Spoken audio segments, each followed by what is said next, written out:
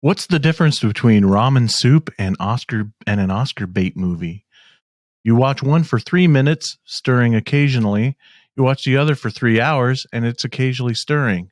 It's the Attack of the Killer Podcast Award Show Part 2 on this episode of Attack of the Killer Podcast. Attention planet Earth and beyond. Stay tuned for Attack of the Killer Podcast. Attack of the Killer Podcast. Attack of the Killer Podcast. Attack of the Killer Podcast. Yay. Here we go again on our own, going down the only road I've ever known. Like a drifter, we were born to walk alone. And I've made up my mind. I ain't wasting no more time. Because this is episode 255 of part 2 of our Attack of the Killer Podcast Award Show. This episode also is the start of our 10th season here at Attack of the Killer Podcast. Wow. This podcast is old enough to drink. In where? In what? Oh, podcast? In podcast years. In Russia. Yeah. Now, if you're not familiar with us and what we do here, where have you been the last 10 seasons? We are a horror movie podcast where a group of friends, we get together, we pick a topic, we talk about horror movies within that topic.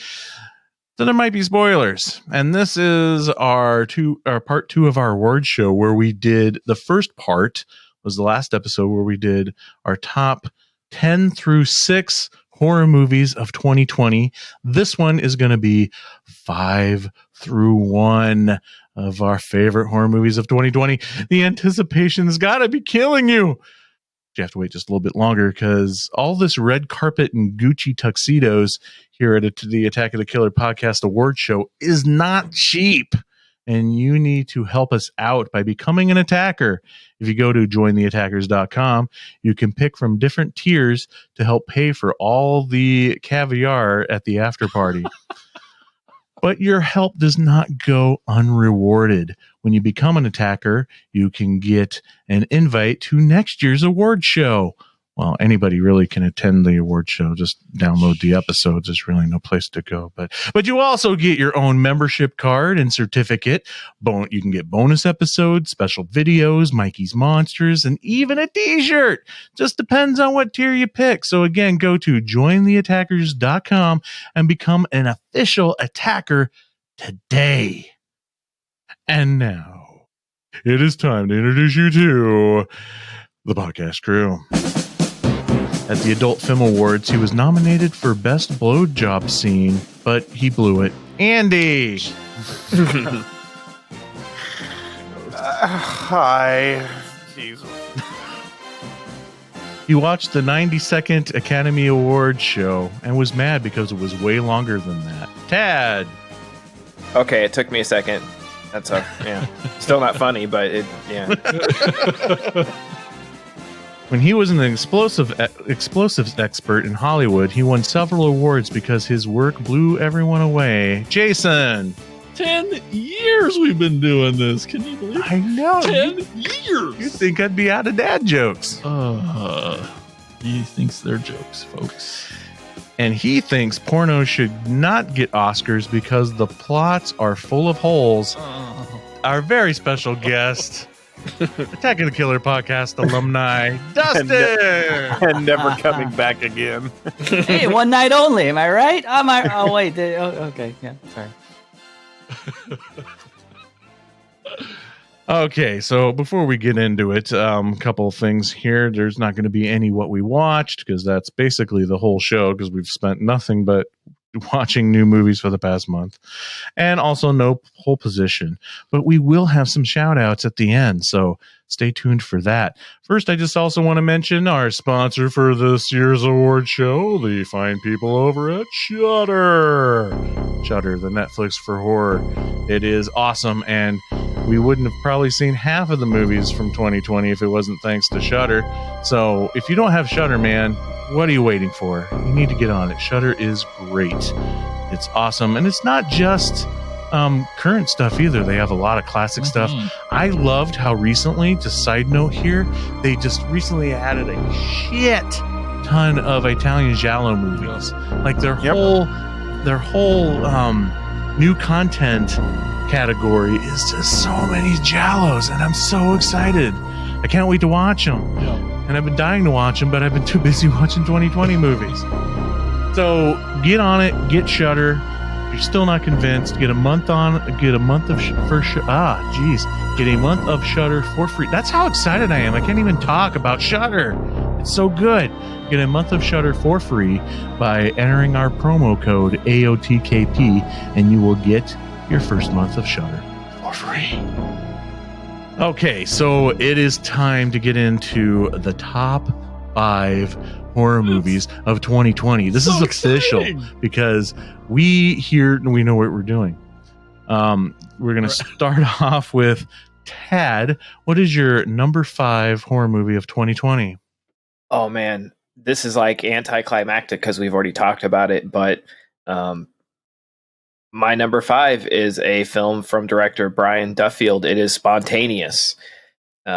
Yes. Yeah, this made it into my top 5, and awesome. This was like a very recent watch. Crazy. Yeah, it's very recent watch just this past weekend. And wow, I found this one on someone else's list.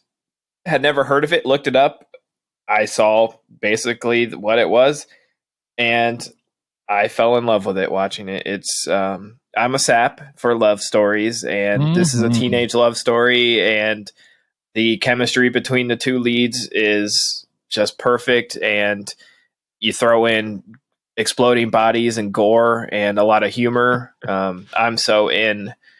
I adored this one. It to me, it's something that is very watchable, something that I will probably keep recommending. When people ask me what they should watch, I will throw this their way because I feel like this is one that a wide audience would like. I'm sad that this couldn't hit a theater, at least in a limited run, because I feel like it's really gone under the radar. I mean, I didn't even hear about it until 2 days ago.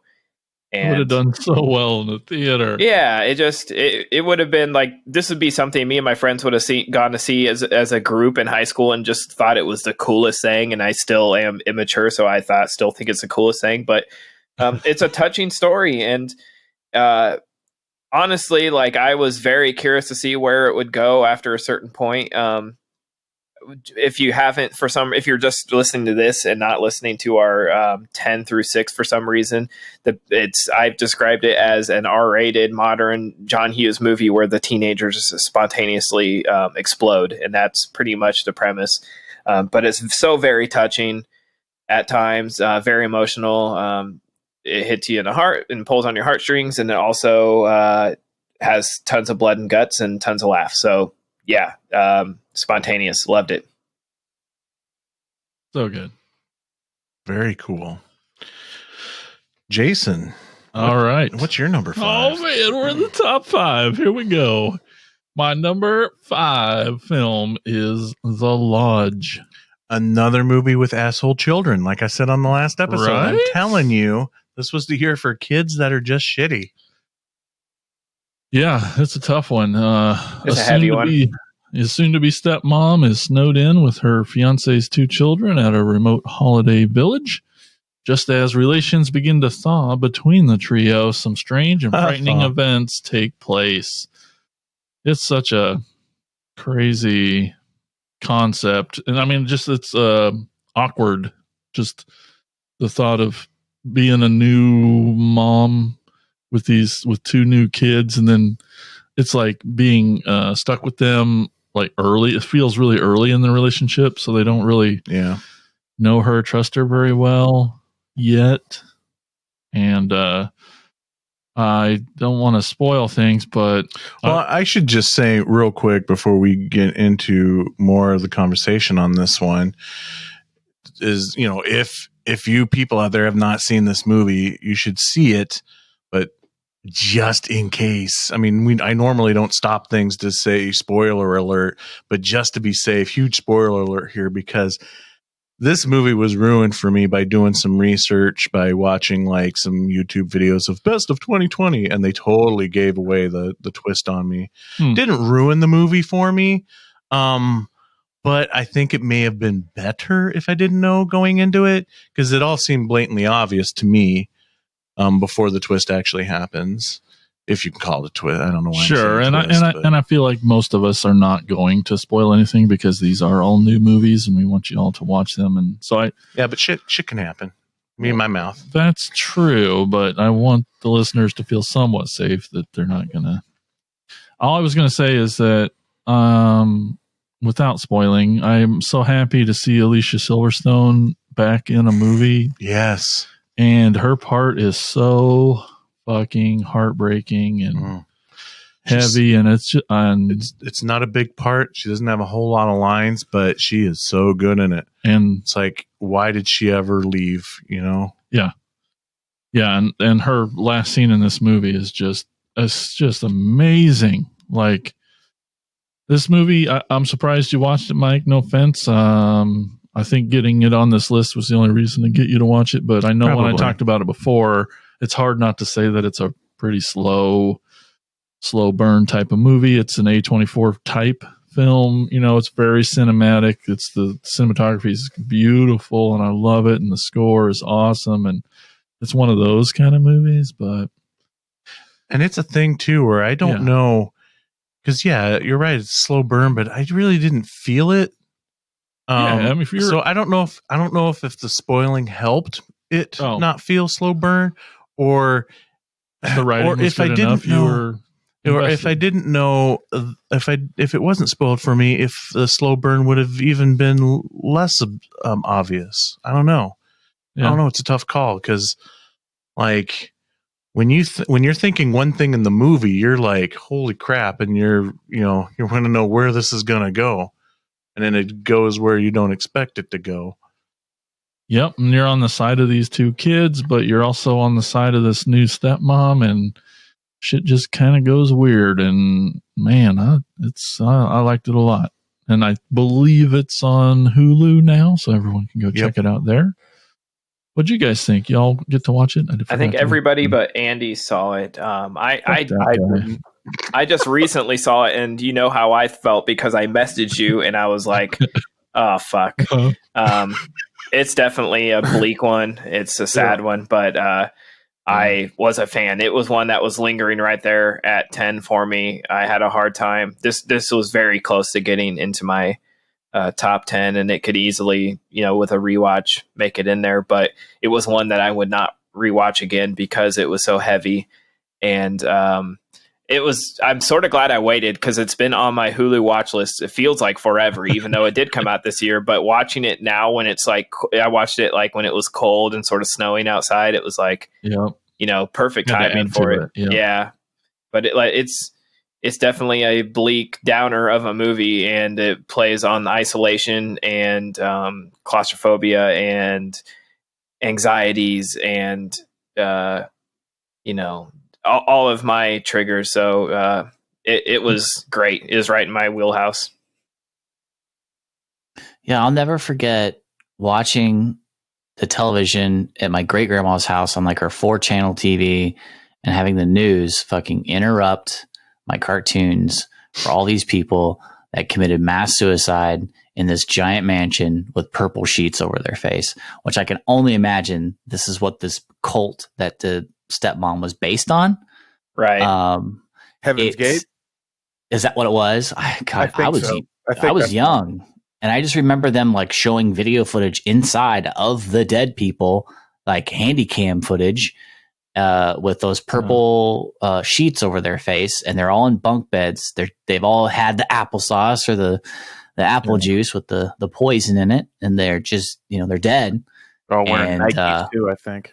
Right, and I imagine that's what this is based on, and she was a survivor, and so she's already got some mental health issues, and it's hard not to spoil anything with this. It is. She's doing her best to get over this traumatic event and brainwashing. And God, I want to say so much, but like it's so hard not to get into the thick of it with this. But it didn't make my list. I don't know why. I'm look every time we bring up a movie, I have a top 20, I guess. I didn't realize it, but I do. But this is definitely in the top 20 or 25. So it's been an excellent year for horror, and this one was definitely deserves a watch for sure. Yep, this was also the two directors from A Field Guide to Evil and Goodnight Mommy. Oh, so it has kind of that isolation in Goodnight Mommy. Yeah, with the crazy ass kids. There's a similar vibe, sure, but completely different. But great directing team. You know, those three films are pretty good. It was a really good movie. It was a hard movie to watch. It doesn't, it doesn't start happy and it doesn't end happy, and there's no happy in the middle. But it is really well done. Is it just me, or do you think the lead actress kind of looks like Alicia Silverstone? And do you think that was on purpose? I do, and I do. Yeah. Like, and I this woman is obviously troubled because of the trauma that she went through with the cult, and then like the Alicia Silverstone character is obviously troubled, probably a lot troubled because of the whole divorce and everything, you would assume. So is the dad in this just an asshole? Like, is he cashing in his wife for a younger version? Complicated. It's got to be complicated. All the performances were great. The kids did a really good job. That's never easy to find good children actors, and there's a huge chunk of this movie that is relied on three characters, and only one of them is an adult. So really good movie. Pretty scary shit, and the soundtrack's pretty great, and it's beautiful to look at. But I love it. It's my 5. All right, moving on from Jason over to Andy. What is your number 5? My number 5, and this is going to sound like a broken record, but I love this movie. It is The Wolf of Snow Hollow. Woo! We've touched on it before. We have a protagonist who is unbelievably flawed. But just how you want to see him turn a corner, and he's just every time you think he might, and just he just can't seem to get a win. Normally, I would not be laughing when somebody relapses on alcohol, but his relapse is just hilarious. The way he pretty much Chris Farley's that stove and shatters it, and falls on it. I mean, just, oh my God. Yeah, just a small town sheriff, just, dealing with multiple family problems, professional problems, emotional problems, and just trying to solve them. Being overwhelmed very well. Yeah, just trying to solve these multiple murders that they believe might be a wolfman in this small town. Like we said, we pretty much highly recommend this film by Jim Lanning. Is that called? Is that Jim is Cummings? That his name? Cummings. Sorry. Yes. Do yourself a favor. Go watch this film. I'm glad that you really liked it. When I saw it, I was like, I think Andy will appreciate the writing. Like, I feel like writers can really appreciate how smart this movie was. And I watched it I went in blind. I had not seen a trailer. The only thing I saw was that it was playing with American Werewolf in London at our drive-in, and I regret not seeing them together. Man, cool. Those are great companions.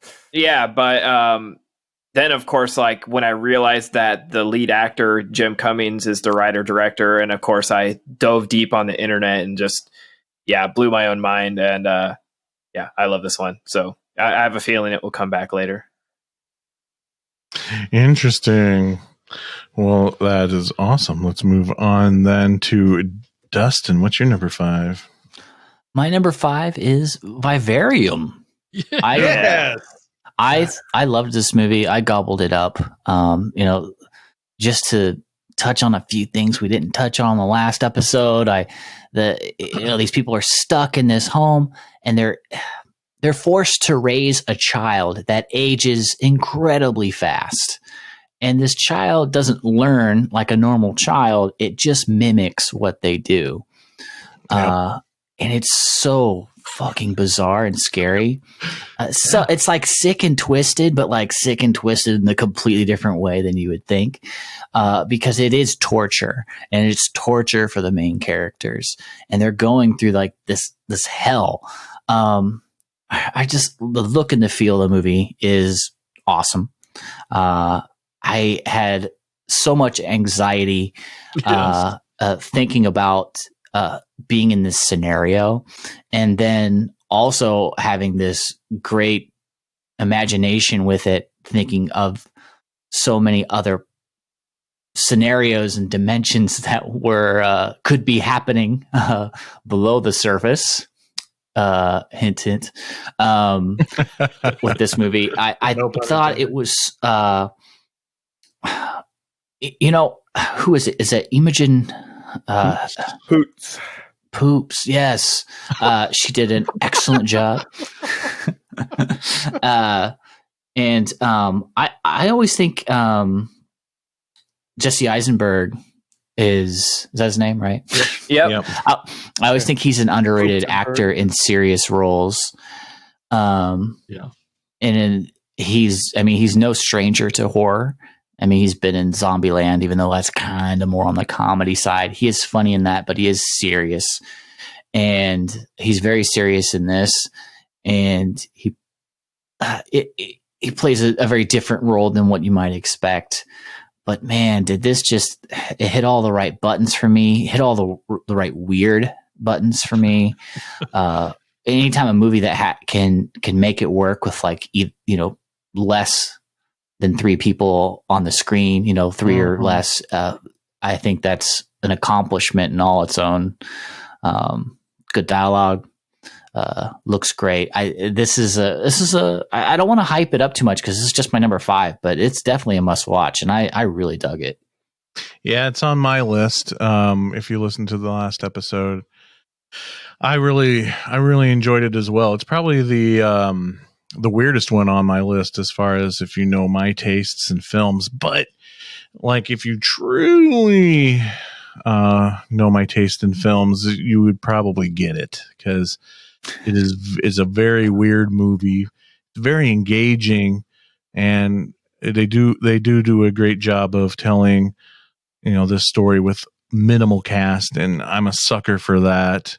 And if you can keep me intrigued with just really only 2 people. I won't even count the kid as a person, obviously, because he's part of the antagonist and the antagonist of the movie. But and then just the whole mystery of what's going on, and you don't even really get a full answer by the end. You're right. They leave so many. There's unsolved mysteries. Not to spoiler alert, but like there's some things that they don't explain, and I think that's why it's so cool for you to.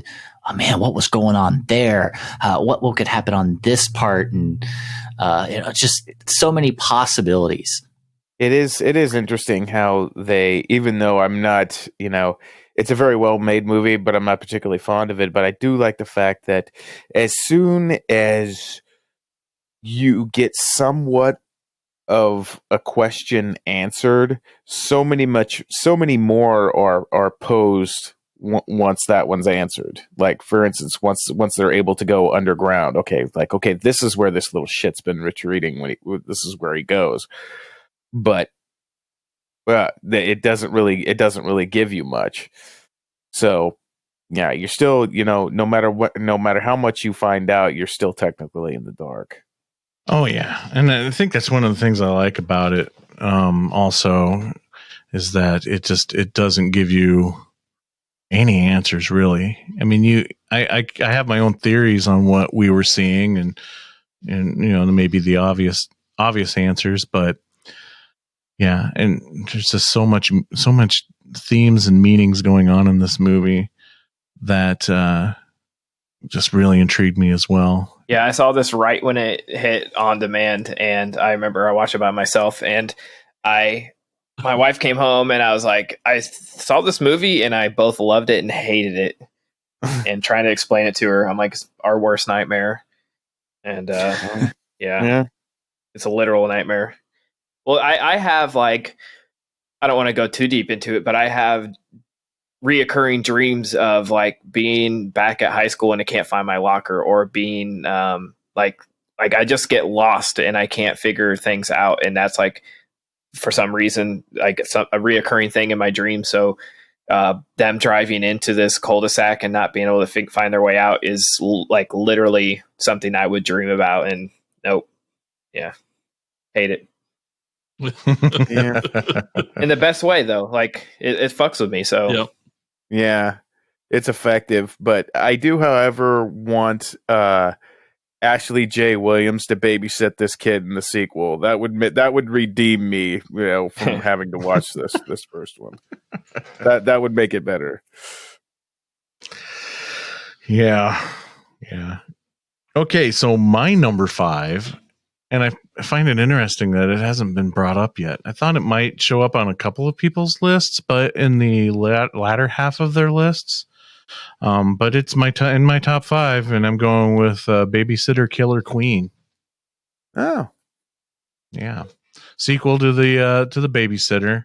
And I know we talked about this on our babysitting episode. It was one of the movies, so I don't know what else new I can really say, but some of the things I will probably repeat myself, and there's a lot of things we talked about of how there's a lot of similar themes between the two movies and that are going on, that I love that they repeated a lot of things from the first movie.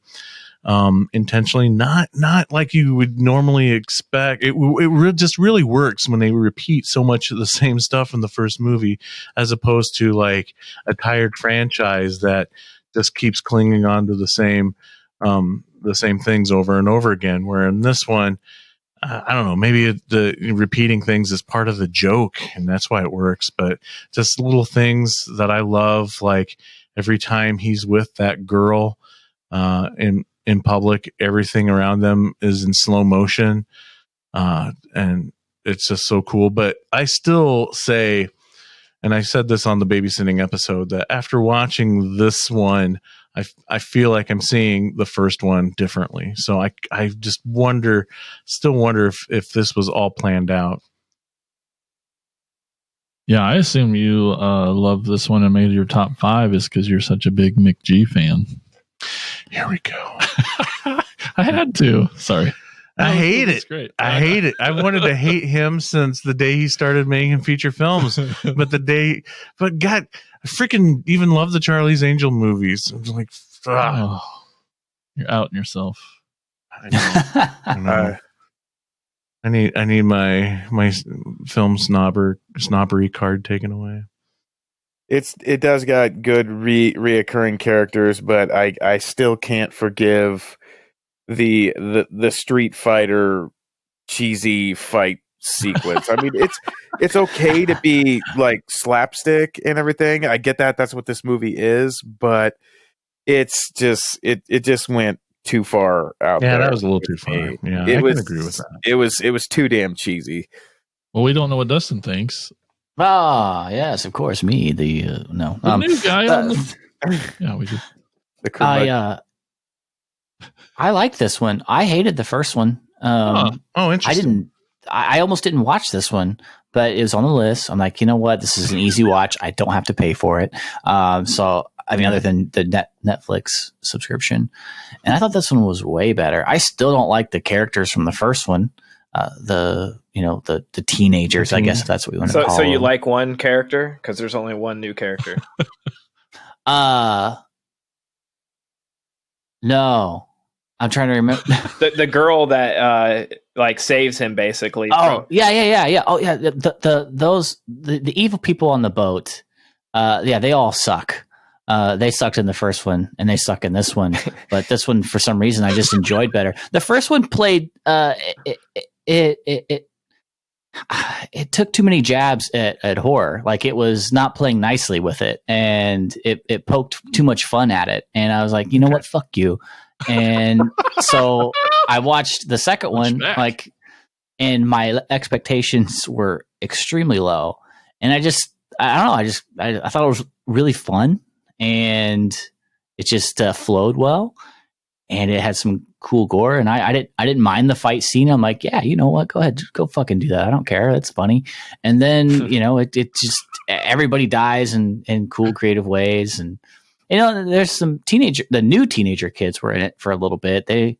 I liked how progressive the jock was in a way.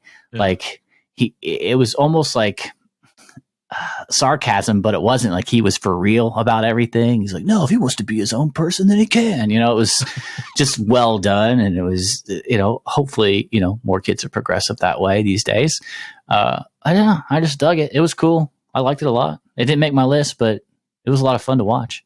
I hope you actually say these things out loud when you're watching. Like, okay, you can fucking do the Street Fighter scene. It's cool. Go for it. I might. I'm not recording myself when I watch these, but maybe I should. Another YouTube channel. Yes. Cool. Anybody else want to add anything to the babysitter? You can just play my clip from the episode a few weeks ago when we talked about it. Just Jason, just go ahead and splice it right in. I enjoyed that. I enjoyed the hell out of it, just like the first movie. Yeah. I'll give you a setup so you could splice it in, Jason. Remember back when? Not doing it. Okay, so we're moving on to number 4. Dad. Once again, hitting familiar ground on a movie we've already talked about. Number 4, I must have liked this more than everybody because I have Color Out of Space by Richard Stanley up at number 4. Oh, wow. Sweet. Nice. Yeah.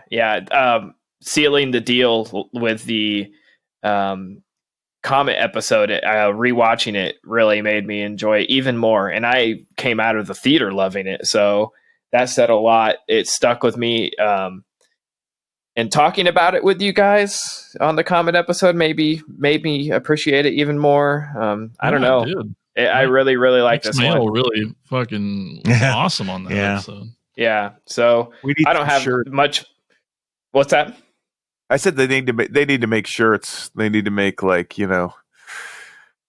Nicolas Cage, or maybe somebody needs to make gutter garbs or fright rags. We need some Color Out of Space shirts. Yes, for real. If we can get so much Mandy merch, why don't we have a single Color Out of Space thing? It'll happen. Yeah, it's gorgeous. It's fun. It's heartbreaking at times. I highly recommend it. Listen to our first part of this episode if you somehow skipped it, and you'll hear most of my thoughts on this one. So we'll move on from number 4, Color Out of Space. Jason, what's your number 4? My number 4 has been spoke about before, but I loved this movie. It was super impactful, and the writer director is one of the guys that's on the top of the list of the new guys, Lee Winnell, but The Invisible Man. Sweet, it's back. It's been on 3 lists now. Mm-hmm. You can't deny it. It's just a damn good movie, and it's on. You have it higher than the rest of us so far. So here's the deal, because I think Jason and I are on the same wavelength, because my number 4 is also The Invisible Man. Are you guys on the same cycle? Yeah. Yep. Who's that? That's okay. It's great. It's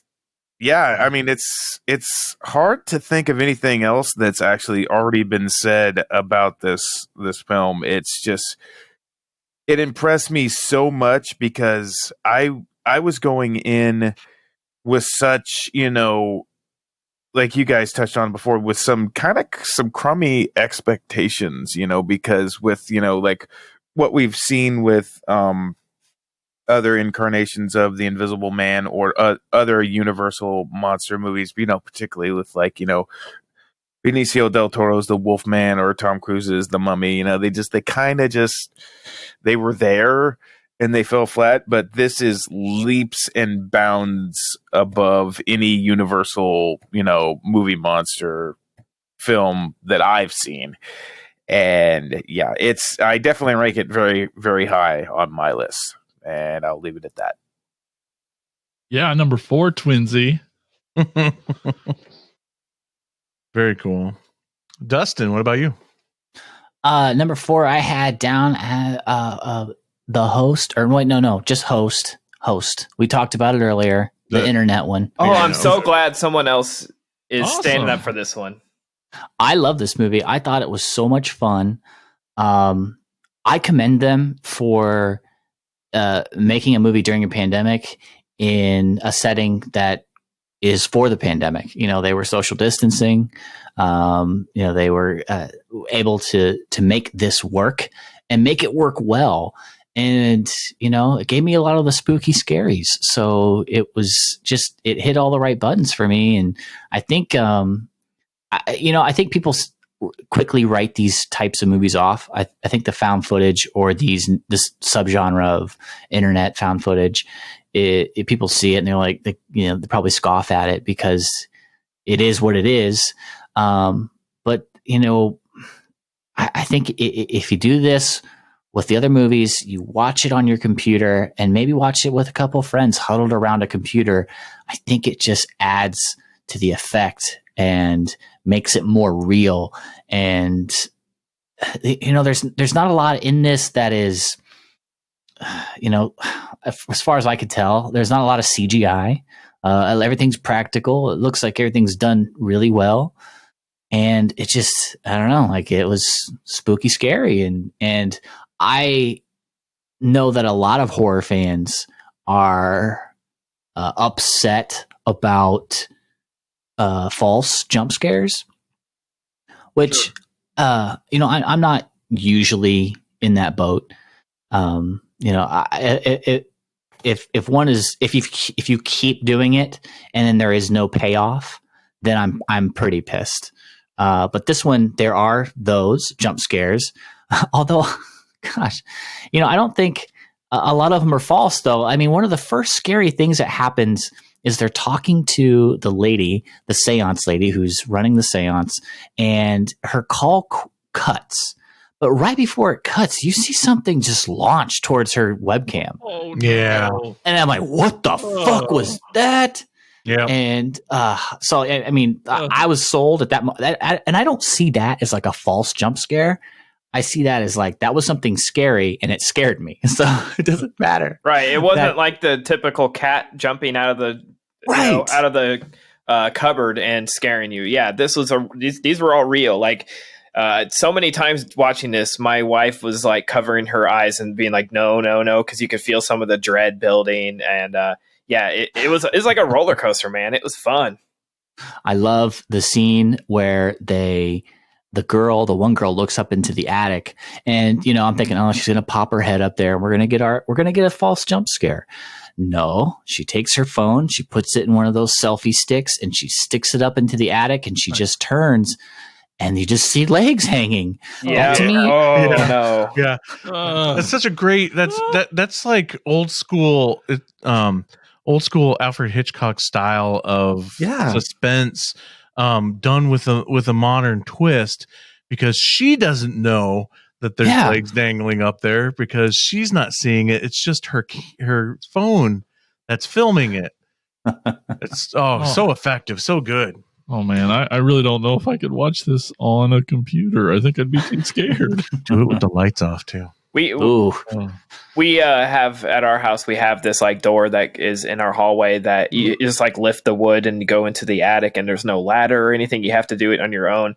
And for the longest time, we were avoiding it because I was afraid of seeing some fucking legs or something. And we had never braved it. And then one night after we had been out and met up with some friends, obviously pre-COVID, Nikki had a few drinks in her, and she decided she was going to get on her step ladder and take a look in there. And I'm like, oh boy, even if you were sober, you probably shouldn't. But now she's got like, she's 2 drinks brave, and she liquid courage, I guess you would call it. And she's like climbing up there, and I'm like, she's going to break her neck. And I was leaving the house to go meet up with someone else, and she was going to stay home. And I was like, take the ladder down. Don't hurt yourself while I'm gone. Like, put it away, lay down. And like 5 minutes after I had left the house, I get a text message, and she put her phone up and took a picture with a flash on, and then used like the shitty little phone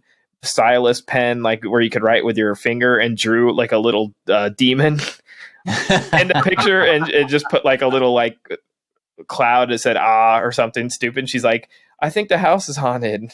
And it made me think of that. It's just like, I've actually been avoiding the attic because I was too afraid, and I still don't want to go up there. Like, we've been up there now, but there's nothing up there. I don't need to be there. I don't even want to chance it. No reason. Right. And this movie plays on that. Like, that's exactly what, like, I don't, yeah.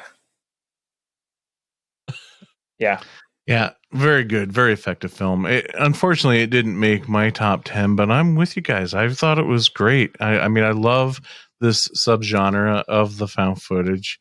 So far, all of them that I've seen have been awesome and cool. And I love when a film can use something like this to tell its story. And you talked about the whole, COVID thing. I like how this is a movie that is like a time capsule of it taking place in 2020, and it's not a movie that focuses on the pandemic.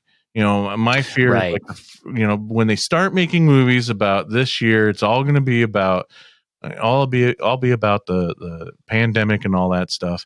And this is just a movie that just happens to take place during that time period, and that's what I appreciated about that. Its stamp on this time. With this subgenre, like, I feel we're spoiled now. A stinker is going to come out sooner or later, right? Like, there's going to be one of these, and maybe there is already, and I just haven't seen it. But one of these are going to suck, and I'm going to be really pissed off when that happens, because they've all been really good. I've really liked them all. Yeah, like we had that wave after Paranormal Activity, and there was a lot of stinkers after that, and it sort of killed the genre. And now we're back like with a new way of found footage where we're using, live streaming and using webcams and that kind of stuff. And so far we've been pretty lucky. I guess maybe we've just been lucky that we haven't seen any of the stinkers. Right. There's probably some Asylum released version out there. Don't say that word. Sci-Fi Channel. And one last thing, maybe, Mike, I have to say this. How do you? It's 57 minutes. How do you feel about that? Does that count as a feature film? I'm okay, because like I really feel like over the past year at least, I've kind of come out of this whole like movies have to fit in a box, especially with running time. They can be as short as they want. They could be as long as they want. And I think right around an hour is still an acceptable time frame to call something a feature. Well, can I interject here? Yes. Go ahead. It's all taken on Zoom. The free version of Zoom at the time was only allowing 1 hour of recording. Oh, cool. So it even really stuck to details. Yeah, they did. Nice. Obviously, I'm sure they didn't, that maybe that's just a coincidence, but someone who's done Zoom calls since day one to all the way up to today, it's something that I'm sure we've all used at this point. Zoom, I'm guessing. Yep. Every one of us has probably touched it in some way or the other. So you're familiar with this layout. So yeah, just using as a computer technician nerd out here, when people use the real technology and it works the way it's supposed to work, that's really cool. I think that's really neat. Yeah, I totally ripped this idea off this movie. We did a fun little Halloween feature for the theater downtown, and we were trying to think of a fun wraparound, like a horror host type thing. And I was like, oh, we got to knock this off. So if you are on Facebook, check out Capitol Theater's page. There's a video on there, and it has some of my horrible acting. But I was just going to say, we did you some. definitely gonna watch it. Chad totally acts in this. Yeah, thing. this might be the first stinker in this genre you see. So, Oh my god! I'll be the judge of that. but it was fun. So That's the end of this episode. I got things to do now. Okay, so I guess that means my number 4 is Mortuary Collection. Yeah. I really, really love this movie. I thought all the stories were solid. I feel like I got more out of it than maybe what was intended. Clancy Brown, always amazing. And I just love anthology movies that have that old MC Comics Tales from the Crypt feel, where they're like EC. all morality tales. What's that? You said MC. It's EC. Oh, I'm talking about the modern version with DJs. MC Hammer. He says This movie's great. it's such a Mike movie. All right. It is a Mike movie, yeah. On Shudder. Ka-ching for Ted. Yeah, I love it. Watch it. I love it. Watch it. Okay. Just to stretch out the conversation about this movie a little bit longer for one last time, unless it's on higher on somebody else's list. Anybody got a favorite segment? I gotta say the babysitter one with the switch. I didn't foresee that. I guess. Same here. I got a little suspicious when she was cooking herself a dinner and was like really happy about it. And there's a chunk of meat in the pan that's being fried up. It just seemed time wise it was weird. And she's just cooking for herself, chopping up vegetables, making this big elaborate dinner while babysitting. So I got a little suspicious at that moment. That was my moment of like, what if she blah blah blah blah blah. I assumed your favorite was going to be the pregnancy one because you get to see a little peen explode. That was so brutal. Why would I want to see that? Oh, we were always talking about that. Anyway, that was just that's what I thought you'd say. I don't know if I have a favorite. Man, it's such a blowout in that. They show it too. The pin's sitting there. Oh my gosh. We all crossed our legs at that moment. Yep. Mine might be the babysitter one too, though. It was just really good. It was really good. Anybody else want to throw out their favorites? No. I guess not. No. Number 3. It's time for it. Three. Ted? Okay, this one might be the most controversial of the list. You made it. I absolutely cannot stop thinking about this movie. It had to make my list. It would probably be at number 1 if it was not controversial, too controversial, because I really battled back and forth with this one. I reached out to Jason and asked his opinion back and forth, but directed by Carlo Mirabella Davis, it is Swallow. Oh my goodness. Yeah. This movie You're fucked right. me up. Controversial. Yeah, this movie fucked me up, but everywhere I looked, every major publication was calling it a horror movie. It horrified me to no end, and oh man, it's gorgeous. It's the lead performance blew me away. The story is really simple. It's a woman who's in a sort of toxic relationship with a guy and basically his entire family who have never been told no, and she's basically a trophy wife, and she's so bored with her own life that she decides to start swallowing things for fun that she shouldn't swallow. And just like a drug addict, she slowly has to up the ante because a marble's not enough, and then a jack is not enough, so then it's a thumbtack and it's a seam ripper. And it is a great study on mental health. It is, oh man, just devastating and heartbreaking. And but such a gorgeous movie. I can't believe this is an IFC movie and not an A24 movie. But It's Yep. true. the performances, I mean, it hit every major film festival and won awards at every one of them. And I'm not surprised I found that out after I watched it. I had just seen the poster and I was sold on it, so I had to watch it. And it's one of those where you want to turn away at certain scenes, but is so captivating. Yeah, this one, and for days I could not stop, and I still can't stop thinking about it. It's just, and that to me, it left such a big mark on me that I had to include it really high. And like I said, it's probably one of my favorites of the year, but I could not put it as the best horror movie of the year because it's not the most horrific, I guess. I mean, it's not, 100% horror. So did anybody else watch this one? Everybody but Andrew. Okay. I did not. Sorry. That's Oh, it's okay. It sounds It's awesome. a hard one to swallow. It's like Oh, it sounds like an episode of My Strange Addiction, only, it is. They do talk about how it is an actual like mental Like health, a- like a. oh yeah, what- it's a Yeah, legit it's a metal. issue. It's a it's a condition. There's a name for it. It certainly, I just felt like I've seen the story about, and it's very real, where this guy who's been handed everything in his life and he has a hard time letting her really even have an independent thought, down to the point where he lets her pick the color of the curtains in the theater room and then berates her for choosing the wrong color and little Yeah, things like that. It's so quiet, and just the Yeah. little subtleties of him being passive aggressive to her. Yeah, It's Yeah, so they like- have no couples privacy at all. right. It gaslights the shit out of her. Sounds like it. Yeah, Oh, and the scene God. where she's, and spoiler a little bit, but it's not a huge thing in the story.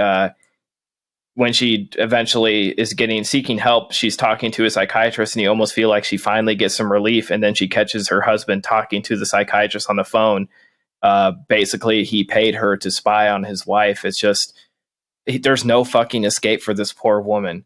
She cannot do it. It gets to the point where she's hiding things to swallow in the bathroom because that's the only place she can go without someone watching over her. And you just sympathize with her so bad. I just feel so horrible for her because she does not know how to get out of this. She has nowhere to go, no one to go to, and he holds this over her head like she is nothing without him, and it's so sad. Yeah, it's to the point where they hire a guy that's supposed to, quote unquote, help her around the house. with her pregnancy. Yeah, but I forgot to mention that she's fucking pregnant too, which adds. Oh God. Yeah. But this guy is really there just to follow her around her own house and make sure she's not swallowing shit. But that guy ended up being my favorite character, the If you haven't, bodyguard or whatever you want to he's in the Hulu show Rami, and it's one of cool. my favorite shows ever. And he plays like the biggest asshole uncle. It is he is fantastic. He is such a good actor. But Yeah, I like the. Oops, sorry. Go ahead. No, please go ahead. I love the second half of this movie, like the leading up to the end, because I feel like it's less about swallowing, even though that's how it begins, but it's more about mental health and even personal growth that she has to find independently, because she's not getting that from her psychiatrist, because her psychiatrist is in on Right. her husband. And so she kind of takes her own mental health into her own hands. And, because it's not just about being a lonely housewife, and she's got some emotional baggage. Again, don't want to spoil it. Right. Her past. Yeah. She had a Her trouble. past creeps up, and it's, just like anything, it boils underneath. And it comes up in different ways. And I thought the last half of the movie was excellent. I liked it way more than I liked the first part of the whole, swallowing stuff. I just felt like I didn't know where it was going to go. And this felt like an excellent end for the scenario she was in. I mean, even though it can be depressing, it can be sad, but I mean, there's a personal growth there that you can see, kind of like in the underlying, which I thought was great. She's like outside a hotel and she's filling her coat pockets with dirt, and like the room service knocks on the door and she answers it, and she has like a mud mustache, like her face is covered like a child. Yeah. And it's like, this is a problem, guys. Like it's sad, but it's, you know, it's you aren't supposed to be laughing, but it's like, it's gotten to the point where she's sneaking dirt into a hotel room so she can eat it in her own privacy. This movie is great. I don't really see it as a horror movie because Dustin hit the nail on the head for me. I found the latter half of the movie, I like that way more than the first half when it was all about the swallowing. The greatest scene of this movie for me is when she confronts her birth father there at the birthday party. Holy fuck! What a scene! Yeah, and what's cool about it, there's so many levels on why that scene is why I love that scene. One of the things I love about it though is like I really see her as a human being in that scene. I think she's finally, you know, becoming a better person, standing up for herself. I feel like she's coming out because like the first half of the movie, especially before we get to the swallowing stuff, she is some like 1950s robot Stepford Wives non-human. Like seriously, she is so kind of weird and like shut off because she's this little trophy wife thing. But that scene is just so full of emotion, and it's kind of tense because she just randomly shows up at the birthday party of this guy who is her father, because she is I don't know. Should I even? No? Okay. Great scene. And absolutely. I think it's such a pivotal scene in her character arc. But yeah, nowhere close to my great movie, loved it, but nowhere close to my top 10 just because, man, I would just say that Tad said it several times this year. I think it's the things in real life are probably more horrific than the things you see on screen. And that's why I get why it's totally on lists for sure. And powerful movie, man. Oh gosh. Tina, she's a nurse pretty much for her whole life. So she knew all about pica. And so she was just, every time she'd grab something new or some new development about this thing, she knew about dirt and stuff. She was telling me about it before it even gets to that. And I'm just like, my gosh, this is real. Yeah. This is a real thing. And and she's so great though, right? Because she's mesmerizing Haley Bennett or whoever that is. But this girl, she's just, what a journey. The scene where she's eating with the parents and she bites into the ice and you sort of feel it like starting. Here's where it starts. And the mother, like the way she treats her and talks down to her and is like, you're so lucky you got to meet my husband because you worked retail before. And I just know people that are sort of have had that life or have been in, people who think that way, and it's just like a big fuck you to those people. Even though the guy who played the dad was Sledgehammer, so that got me excited. Jason, what's your number 3? Well, I'm excited about my number 3 because we haven't talked about it yet, and it hasn't made any lists, and that's my top 2 we've talked about already, so it's like my last chance to talk about something new. And I'm surprised it hasn't been talked about yet because it's so freaking good, you guys. It's Underwater. Oh. All right. I like the sound of that. Yeah. God dang, this movie is freaking awesome. Oh, yeah, it is. I can't believe that came out this year. Holy shit. It feels like I watched it 10 years ago.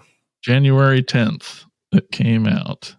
I saw it in a big theater with people. What the hell was that? Right? Oh, and what a great movie to see on the big screen, too. The scope of that underwater shit. Jesus, right from the first to second of this movie, you are off and running. It's incredible. It's intense. Kristen Stewart's fantastic. TJ Miller is awesome. Since it's the first movie of the year, really, so I assume a lot of people have seen it, but I've always had a little liking to underwater movies, and ever since The Abyss, and I don't know, I like them because they're so fucking scary, I think is why, but not that I like them, but they're so scary to me is why I like it. And yeah, this movie fucking rocks, and the ending goes off the fucking rails, and it's amazing, and it's such a cool thing to see in a movie, and that's all I could say without spoiling, but I assume y'all seen it. I really liked it. I'm surprised it didn't really place in my top 20, but I really enjoyed it. Maybe it just is because it felt like I saw it so long ago, I almost didn't put it into consideration, but I enjoyed the hell out of this watching it in the theater. I think it sat on the shelf for quite a while until it finally came out. And it did. I don't know why, because it was great. It had a great score. The score. Yeah, really. I'm a big Kristen Stewart defender. I feel like she's much better than people give her credit for, and she was great in this. And I too like and both love and hate underwater movies because I hate swimming, and I feel like the bottom of the ocean is the scariest fucking place besides outer space. So I'm extremely claustrophobic, so it hits on all those triggers for me. So this one definitely is my worst nightmare.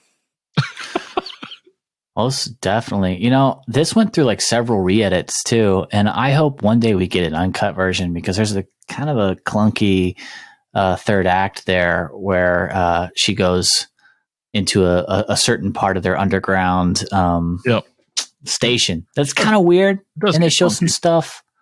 Yeah. But it was shelved for like a long time, and I hope that they release that stuff, because I think this movie could be even better than what it was. Give us like a long uncut version, if you will. Yeah. I had a lot of fun with it.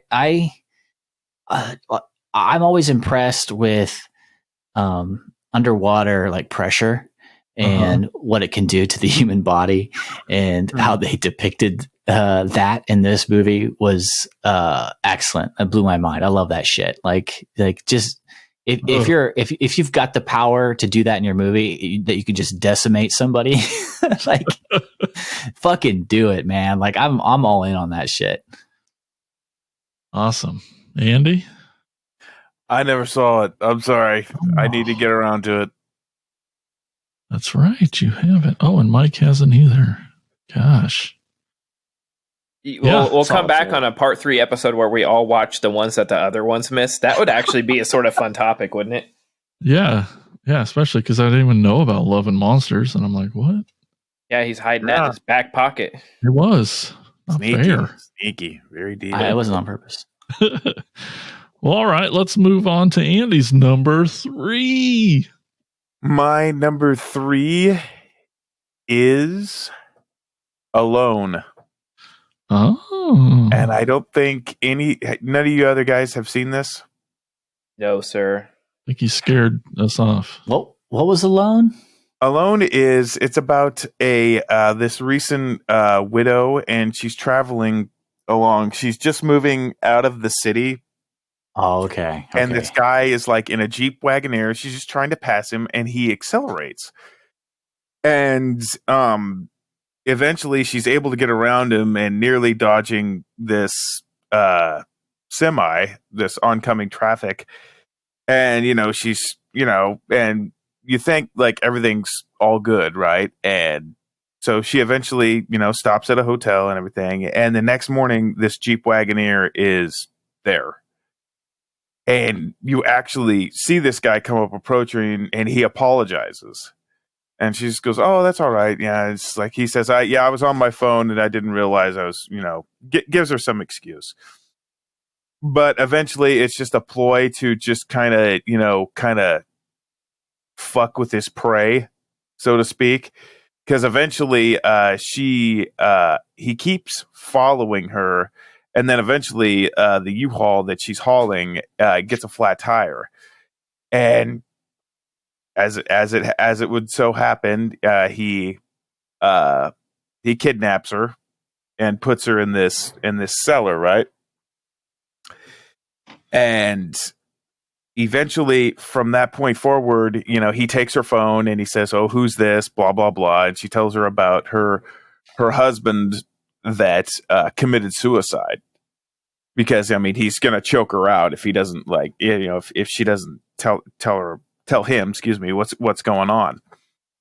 So, push comes to shove, she gets out, and then it becomes a foot race. So it's kind of like I told Tad, it's kind of like a half combination of Duel and Surviving the Game. You remember that movie with like Ice-T? I've never seen I Surviving remember the Game. You've never seen- well, okay, No, like you had Where to he's hunted, right? You had to sell Yeah, it better yeah. to me, man. Yeah, it's kind of like a Hard Target, but she's not like Jean-Claude Van Damme, but Well, it's kind of like essentially like Most Dangerous Game, right? yeah, but the thing is, she has no weapons. He does, but she is able to get some intel on him because he used his cell phone. And I don't want to spoil it for you, but this guy is such an asshole, because he shoots at her, he wings her, and then he starts talking all this shit. He drops this gun, and he starts, since he got all this information out of her, he starts taunting her with the information that he got from her. And it's just like, oh God, I would have charged him. I'd have been so goddamn mad. He would have killed me right there on the spot, but it would have been worth it because he would have coaxed me out. Because the shit that this guy fucking talks, it's so infuriating. If somebody was talking about a dead loved one like that to me, I'd have torn him apart. But she can't. She's actually probably a hell of a lot smarter than me. But I really like these kinds of movies. It's kind of like, one of the main reasons why I love Predator so much. It's just you and this other person, and it's just like who's gonna best the other, and they're just out in the middle of nowhere. And eventually, she turns the tables on him, just kind of like the way that he was screwing with her, and I won't say the T word because it's more like that, but I did see it at the Mile High Horror Film Festival, and it's just a really good movie. I really dug it. I'll tell you what, I fucking love this poster. That's a cool poster. It's yeah, really Jason's got it good. pulled up right now. It's just With a the picture rear of view rear lights view and Yep. yeah. Just that one eye, and that's good. That's great. And it's a very, very small cast. She does. I don't want to tell you any more about it. There is more characters that do show up, but it's usually just it's her and him, and she's constantly trying to have to hide while she's injured, and yeah, this guy and our heavy man. He just looks really creepy. He's got the shop teacher mustache and the fucking pedophile wire rim glasses that just ugh. He's just a gnarly looking bastard. He's just ugh. Sounds cool. Definitely have to check it out. And I love it. Again, another movie that just wasn't none of the rest of us had seen, right? Yeah. So Yep. Dustin, what's your number 3? This might be, I don't know if it'll be controversial or not. You can dunk on me on this one if you want to. I loved this movie. It's my number 3. I loved Rent-A-Pal. I just thought it was so cool. It takes Not controversial at all, dude. This one rules. Okay, just it wasn't like a big budget horror, and I just really kind of vibed with it, I guess. It takes place in the 80s, and at that time they had the video dating services through VHS. Oh God, that you could buy a subscription or whatever and get a series of people that VHS Tinder. Yeah, pretty much. Yeah, swipe right or left or whatever the fuck. But our main character has been on this dating service for like 6 months, and he's kind of given up in a way, and he goes back in, he records this great video message to suspecting women, and then they're like, nah, you spoke too long, and then he records again, and it's absolute shit. Comes out, they scan his card real quick for the price of his subscription for the dating service. I swear it said like $200, which in the 80s is still a lot of money today. But he leans over to the bargain bin and he finds Rent a Pal, a VHS video, which just happens to star Will Wheaton as the buddy. Yeah. He takes it home and he's kind of, it's abrasive at first. It's weird to him. He's like, this isn't right. I'm not doing this. He's almost making fun of it. And he really is. Yeah. He's like telling him to fuck off during it. And he goes on and on. For people who didn't, grow up in the 80s, tapes like this were a real thing. Like, people everybody really capitalized on the VHS thing, and they would make tapes about everything. So, and this is a tape basically just about a guy sitting in a chair talking to you, pretending to be your like friend. So basically you're buying a videotape to have as like a companion. Nice. The main character, I was so rooting for him. He lives with his mom, who is going through dementia, and this actress, so fucking good. I mean, she nails it. All the right mannerisms. The way she acts, is to a T. For somebody with early onset dementia or full on, she does such a good job. He has to take care of her. I mean, she has to rely on him to be taken care of.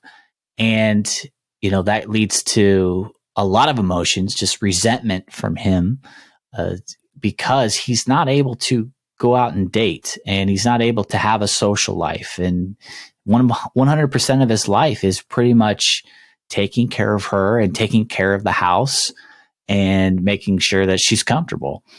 And so he starts to become good friends with the Will Wheaton character. And they start talking back and forth. And, the one thing that really works in this movie is that what I thought was going to happen didn't happen. And I thought that they were going to be having a real conversation. Will Wheaton was going to say whatever he wanted on the tape, but that's not necessarily true. Everything that you see him say is a recording, and the main character memorizes it and goes through it so he can be part of the conversation and talk to him. But nothing that Will Wheaton ever says is off script. Breaks the reality. Yeah. It's everything is right there on the video cassette, and he watches it several times, and they become great friends. But it's so it's so brilliantly written that, as far as what they make Will Wheaton do on this tape, that there are scenes that that this is what is on the tape, but the scene plays out that's like you're not quite sure if maybe Will Wheaton is actually talking to right. Guy. Yeah, there's some little doubt spots in there for sure. The tape kind of plays what it wants to play, but it's never out of script. It's never something new that Will Wheaton has done, as far as I could tell. There's some scenes from the VHS that we don't see, but it's never in direct conversation. So I thought that was brilliant on their end to have it do that. I don't know what you guys thought. I just thought it was excellent. I was really rooting for him, and I really felt for him. And there was a lot of scenes that were very real, just true to life. And, I think that's, one of the number one things about people with dementia is them just walking out of their house, and that's something that happens in this movie. And he's has that terror that he's got to go find her. Interesting take. Two different things in a movie. That one is about a VHS friend, and the other one is about taking care of your mother with dementia, which is wow, pretty crazy. Yeah, I'm going to sound like a broken record, but this is another example of the crazy movies we have this year with awesome concepts, and this one was perfect to me. This on my official top 20 hit 14, but it easily could have been in my top 10. I was blown away by it. The performance of the two leads of the guy and his mom were both so convincing. He was so subtle and quiet throughout most of the movie. So when he finally does sort of snap at times, he is scary. It's alarming because he's such a quiet, calm guy that that when he tips, shit's going to hit the fan. What a cool concept. I thought overall this was so good. I've been telling. I watched it this weekend. I went to work, told my boss about it. I've been telling my friend, I'm like, you check this one out. It's on Hulu. This one's so cool. It's definitely a movie that, I loved this movie too. It could have easily also made my top 10. I couldn't agree more. And again, an out there concept. I feel like this year's movies did a really good job of giving me in my mind, a one sentence description that was like, holy shit, I got to see that.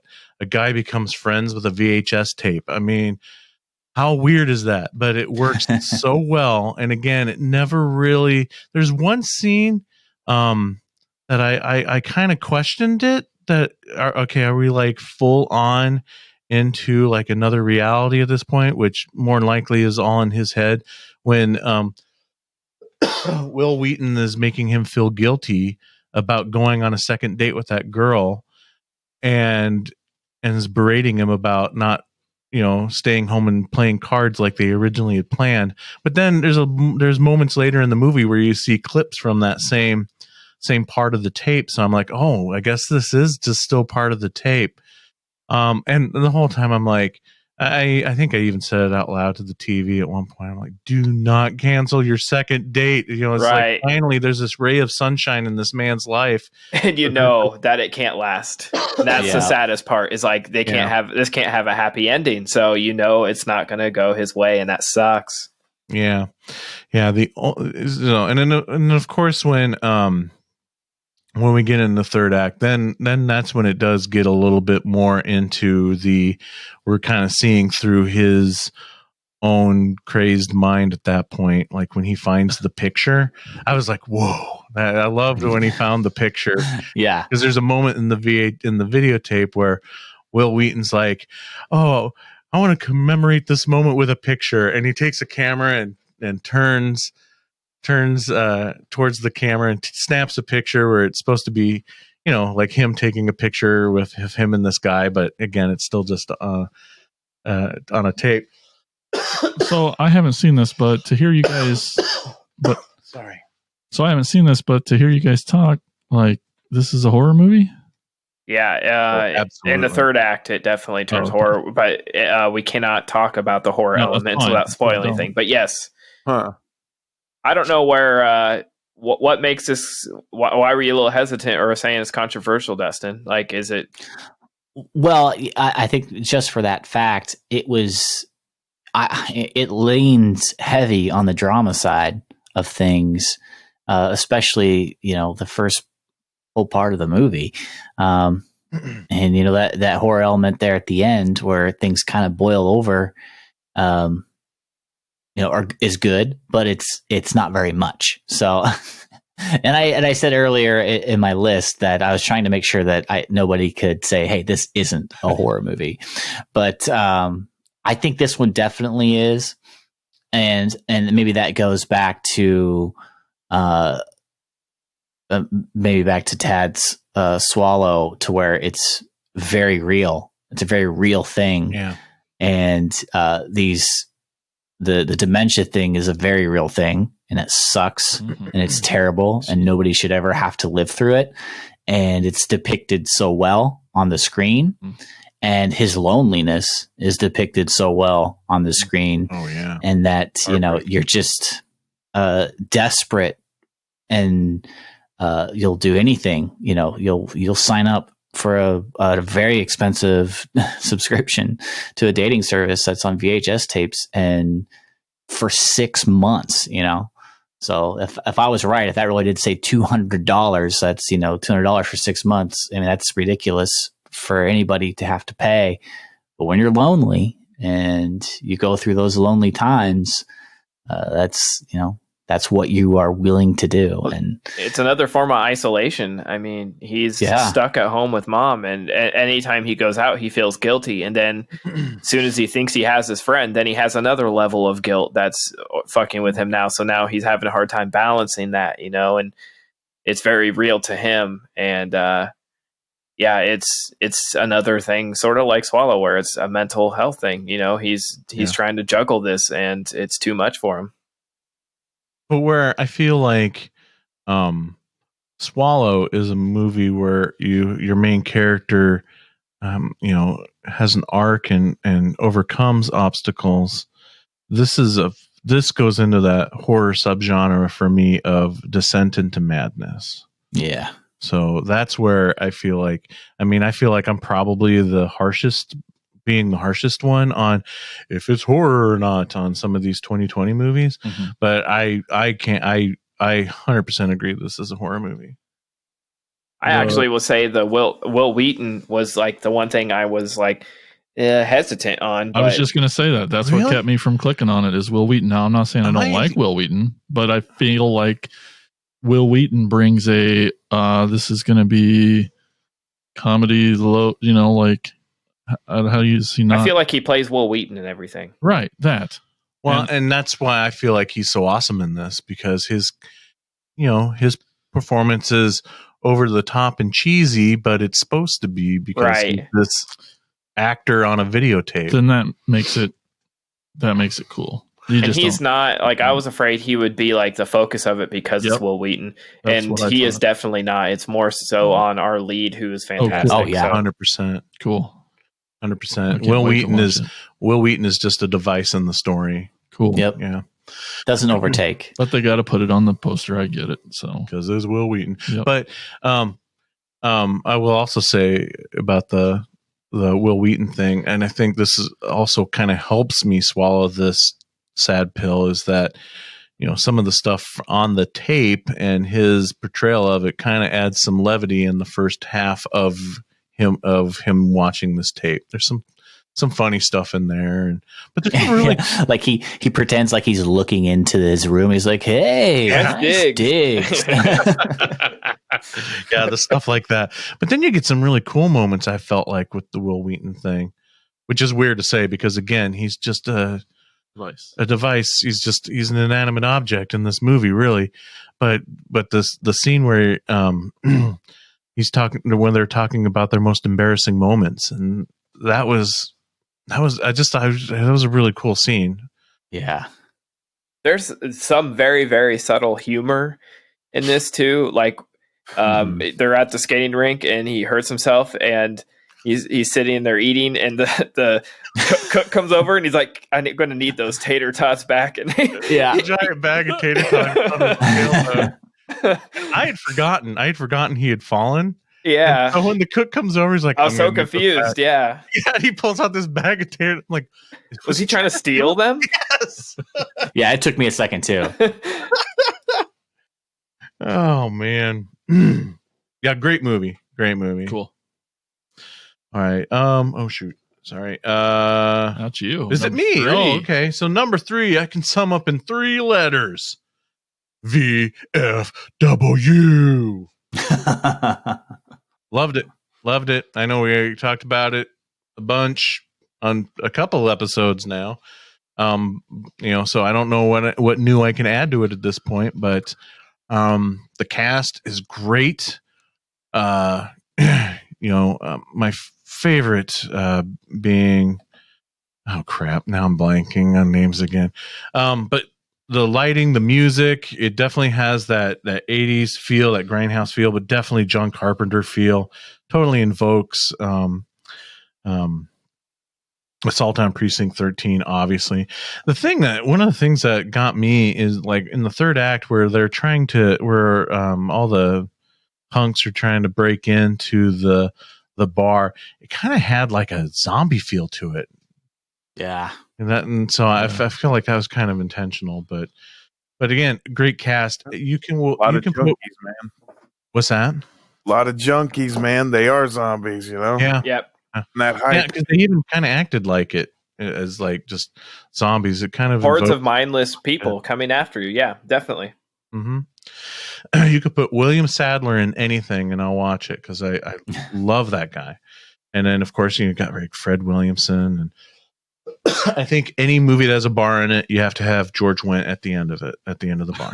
I love that he's gotten into somehow has connected with Joe Bagos, and he was in Bliss, and he's in this. Like, he does not belong, but somehow he keeps getting put in these movies. Yeah. Well, he was a go-to guy there for Stuart Gordon there for a little bit too. Maybe that's his influence. Maybe.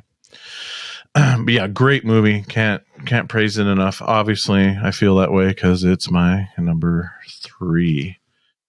So we're getting there, folks. We're down to the last 2. Number 2, Tad. My last 2 are going to be pretty anticlimactic because we've talked about them to almost no end. Number 2 is from Christopher Landon. It is Freaky. I won't have much to say about this one. I was lucky enough to see this in a private screening at our theater. I think once again the experience added to it, but I just love a good, simple story. This one was no frills. It was so damn funny and fun and scary. I had a blast. I was smiling ear to ear the entire movie from the beginning. Slasher sequence where he breaks into the house and goes apeshit on teens into with the most ridiculous Jason Voorhees mask. Right. Yeah, tongue firmly in cheek, and his acting, like we've talked about it endlessly. I mean, having a big hulking dude like Vince Vaughn playing a 16-year-old girl and getting the mannerisms down, but I also feel like she did a really good job of playing the intimidating slasher in a small female body. What a fun twist on a old classic story. It was a blast. I loved it. I can't wait to buy it on 4K and watch it over and over again. and she does push Alan Ruck through a table saw. Yes, Alan Ruck. No one's mentioned that yet. Oh, yeah. And what an insufferable dickhead in this. Yeah. Who knew that Ferris Bueller's friend was such an asshole? He was so good at it. And I'm glad they didn't do like a Bueller. Right. I'm surprised they didn't, but yeah. I like that scene a lot too, because, and I kind of wish they would have played a little bit more with this, but when the killer is in the body of the girl and she goes to kill the shop teacher, he gets his ass kicked. And there's like these moments of like, he's not used to this. Right. It was really smart. It was I'm not as strong because I don't have these muscles and the height. And yeah. I kind of wish they would have done a little bit more of that because it was such a great moment. But regardless, it's still great. And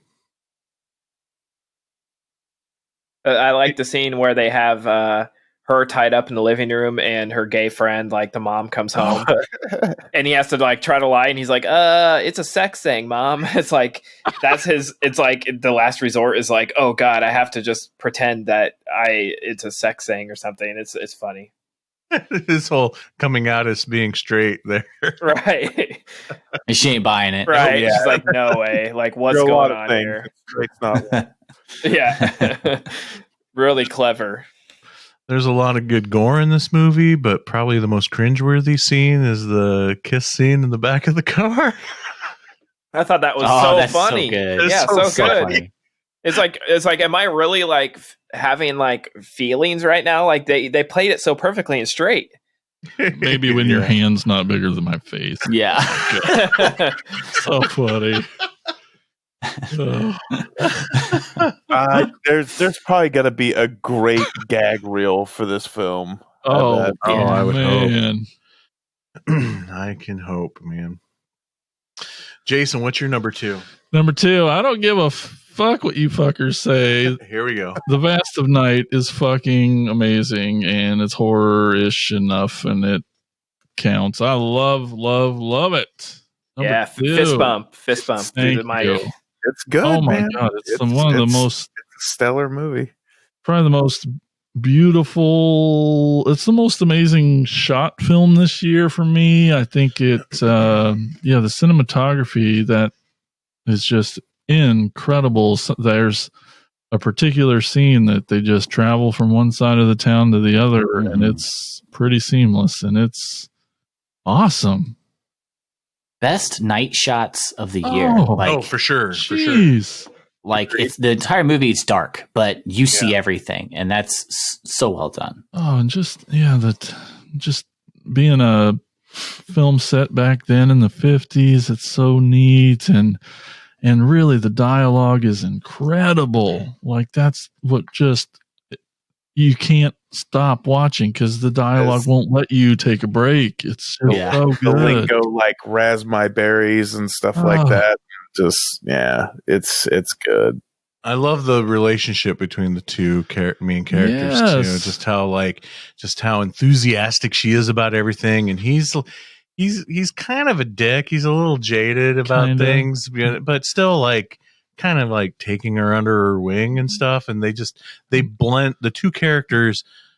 She kind of has a crush but they blend together on so him, well. maybe, but so there's a little bit of that. Yeah, I wasn't sure. She looks up to him, you can tell, and she's so good, and he's so good. Man, this movie's amazing. I want to watch it again now after. I do too. I'm waiting for 4K on that. I'm going to. Oh, I love it. It's easily my number 2, The Vast of Night. Watch it on Prime. It's amazing. Andy, what's yours? Oh my gosh. Well, Broken Record and VFW. I love this movie. It's a movie it's right up my alley. It's just it's gritty, it's dark, it's just my God, I wanted to stand up and cheer when that guy's head exploded, and then he racks that shotgun open and he says, "Does anybody else want to come in my bar?" I'm just like, God damn it. I'm ready. I'm ready for the ride, man. Let's go. Let's just put the pedal to the floor and let's just keep it up with that shit. Wow. That's my kind of shit right there. It's just a fucking punch in the stomach and then let's go. Not much more can be said. It's just the head exploding. By a horror fan. Oh, for sure. It's and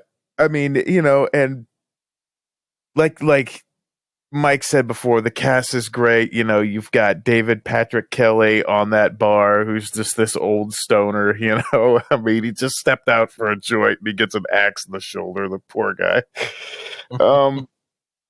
But and just the fact that these are old Vietnam veterans, and they have to make do with their environment because they're running low on ammo, and they make like these, I guess, half bar / Viet Cong traps, I guess.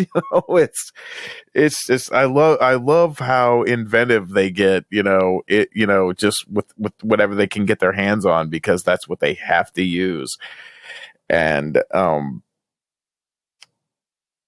you always got to have like this it turns out some sassy little shit brat motivates them to get back up. And the same girl from Vast of Night, Sierra McCormick. Oh, it is? It is. Oh Holy wow! I crap, didn't look know at that. Yeah. When I saw this, I instantly knew. I watched too many. I must like talk to you guys too much because I was like, "This is an Andy movie. Absolutely, he's gonna love this one." Just the real subtle shit that they do, like William Sadler waking up in the back of the bed of that truck. And, I mean, come on, how do you not like absolutely love this guy like right away? Just yeah. VFW guys all the way. I'm so glad Dustin's here too, because I never said it the million times we talked about it before, but he's completely right. The bad guy sucks. Right? He's a weenie. How does he?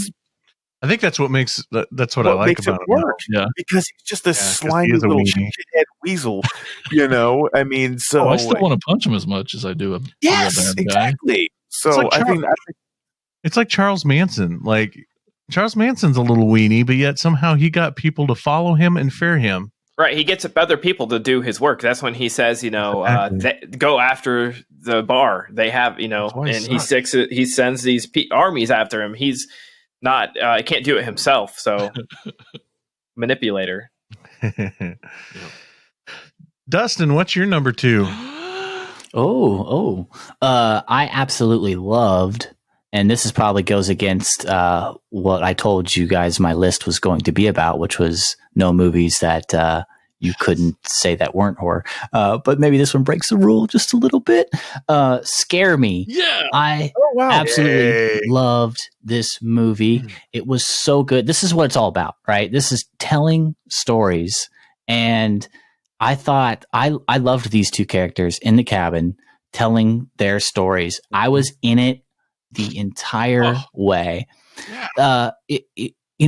I was like you guys at first. I thought maybe there might be a point in the movie where the screen would fade and fizzle away and we would go to our story. Yep. But no, it just kept on them and adding those sound effects, adding their voices that they would do. The werewolf story at the beginning was so fucking good. First of all, it's a good story, even though it's totally cliche, and she's letting them have it too. He's telling it so well. And I always say there's a part in a movie, in every movie that I like, that one thing or a couple things happen that in my head I go, yep, I love this movie. And the part where he fucking does the crypt keeper, I'm like, yep, Oh yeah. I love this movie. They just kept going. Oh, his crypt keeper he fucking nailed it. Oh, he was so good. They both do an excellent job at telling their stories and trying to scare each other. And who hasn't done this in real life? I mean, at some point, being younger or older, we've all tried to tell somebody else a story and tried to scare them to see how good we could do. And that's what this movie is. And I don't want to turn anybody off because you're thinking, well, I don't want to sit around and watch people tell stories. But there are enhancements. I mean, you get some lighting effects, you get some makeup effects and sound effects, all things that you might try to do if you were telling the story, but this enhances it a little bit for the movie. So excellent. And then the pizza guy comes in and the pizza guy starts telling stories. And I was having so much fun throughout the entire movie that when the horror came, which again is at the end, I was so in love with these two characters that I did not want anything to happen to either one of them. Yeah, I would have been perfectly fine if they're like, oh, well, I'm going home. All right, see ya. And then that's the end of the movie. I would have been totally power comes back on. Everybody's okay. I loved it. I loved it from start to finish. I the whole time I'm like, I don't know, for some reason when I see a movie that I like so much, I like start kicking myself in the ass. I'm like, why didn't I think of this? Like, this is such a good fucking idea. Yeah. And that's exactly what I felt when I watched this movie. I'm like, why didn't I think of this? And, you know, I've done this before. I tell stories all the time. I mean, especially now we've had like social distancing with a couple friends, you know, doing a fire pit outside, and we're all just telling stories either about our life or just in general. And like, you know, you've got to have the sound effects. You gotta get them involved. And that's what this was. And it was just an excellent way to tell a story and to keep people watching involved. And man, I just thought this was really, really cool. Excellent. Yes. Awesome. My number 2, which is a movie that has not been brought up at all yet. Whoa. So that's interesting, right? My number 2 is The Hunt. Oh, Yeah. I mean, this man, I didn't get to see that one. Darn it. it is a fun movie. It's another Most Deadly Game type of movie. I think that's like the third or fourth one that is part of this year's films. But you know, it's 12 strangers wake up in this like open area. They don't know where they are, how they got there. They don't know why they've been chosen, but they're being hunted down. And you know, there's some cool twists and turns in the story that are pretty neat. The stars Betty Gilpin, who I'm becoming a pretty big fan of because she was in the show Glow. Mm-hmm. That was canceled way too early. Shh, don't say Damn right. So I will watch anything with her, even though I didn't watch the new Grudge movie. And it's just a fun movie. Got some cool gore in it, and yeah, I love this movie. It's good. It's in the top 20s, right? Is it? Would it have made your top 20? No, it didn't. Sorry. Oh, okay. But I liked it. Made my top 20. Oh, cool. I Okay, liked it. good. I remember being just, I don't know. I'm sensitive. I mean, it was such a bummer to see some of those actors go so soon. I don't know. It hurt my feelings. I was sad. You're an Emma Roberts fan? Sure. I was more bummed about seeing Ike Barinholtz go. Yeah. No, that's for sure him. I kind of like that. But I mean, I get it. I felt like Emma Roberts was like the Drew Barrymore or the Scream, yeah. Kill her right away, and it's like, oh shit. Mm-hmm. Yeah, Yep. Shit's getting real. Because like at first I'm like, oh man, I'm gonna have to follow Emma Roberts around for a whole movie, but boom, gone. I'm like, oh, holy shit, didn't see that coming. Yeah, it's awesome to see that Betty Gilpin gets to lead in a movie. So Yes. I support that all the way. Yeah, excited to see where her career goes. I hope it keeps going up. You love your social commentary. It's got some good social commentary to it. Kind of, you know, obvious and right in your face, but it's good. But we're there, folks. Oh my goodness. It's time for the number ones. Are you guys ready to find out what the best movies are of 2020? Yeah. And I just looking at my lists and looking at everyone else's lists, I don't know, maybe not. I thought maybe Tad predict? and I's were the same. Maybe not. Oh, wait, I'll just wait. Tad's first. I'm so excited. I think you know my first. It's pretty obvious. It's been on almost everyone's list. It was one that I absolutely loved. It is Jim Cummings' The Wolf of Snow Hollow. Mine too. Sweet. Yeah, just so I can mark you up. great movie. I can't say anything else about it that hasn't been said. We've talked about it 4 times. I have a 2-hour podcast on it of my own podcast. Just adore this movie, adore this writer director. Can't wait to see what he does next because I'm blown away by his first 2 movies. So, what was the other movie again that he did? Thunder Road. Thunder Road. Okay. He did a short called Thunder Road, and the basic premise is he's once again a cop. He shows up at his mother's funeral, and his mother was a dance instructor, so he decides at the funeral he will do a dance number to Bruce Springsteen's Thunder Road, but he himself is not a dancer, and it goes horribly wrong and awkward, but it's also very emotional, and then they made a feature film from it, and so it's very much in the vein of The Wolf of Snow Hollow without a wolf. So it's another cop with a lot of family and personal problems, and it's very, very good. And this guy, like, it's my new thing. So Wolf of Snow Hollow, my favorite of the year. Yeah, pretty easy, number one. Sweet. Same here, absolutely. I just wanted to say again that it's all for me. I love everything about it, of course, but 100% of it is his sense of humor. And so I haven't get to talk to you, Mike, about it since you've watched it. Like, okay, was it? Did you think it was funny? Oh yeah, I'm sorry. I wish I could have watched it with you. Actually, I was laughing my head off at him. Man. Oh man, and all that stuff. Like again, when he was firing people, it's hilarious. Do your job. Yeah, when he just berating people to do their job. Or when he just like walks up to the one officer and slaps him in the face, you know. Oh, he was really, really funny.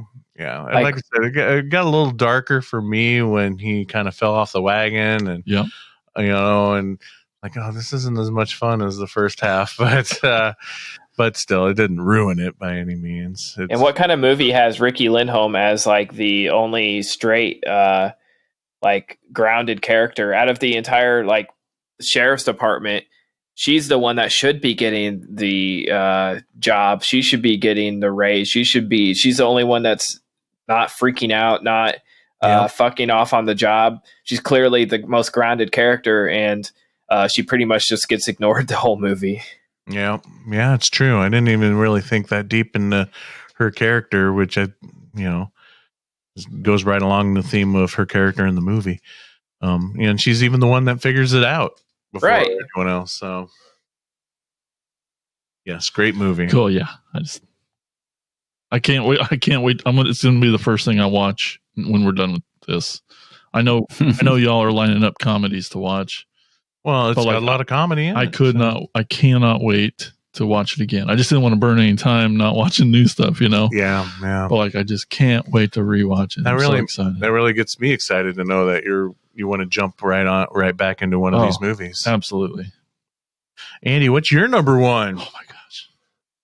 My number one, and I really think I don't care. I really think you guys should have mentioned this by now, but my number one is The Dark and the Wicked. Oh, I know. It hasn't been anywhere. I'm surprised. I thought it was going to be in a lot of lists because it's right there at 12 for me, and it could have easily been. Wow. Where do I start? This it is so damn creepy where it takes place, and I just was reading up on it a little bit. The director Brian Bertino, who did The Strangers, this is actually his own family farm where he filmed this, and it's it reminded me a lot of Hereditary, but I think I like it better than Hereditary. You shut your mouth. Just from what I've seen. Who all watched this? Me. I have not. Okay. No. There's basically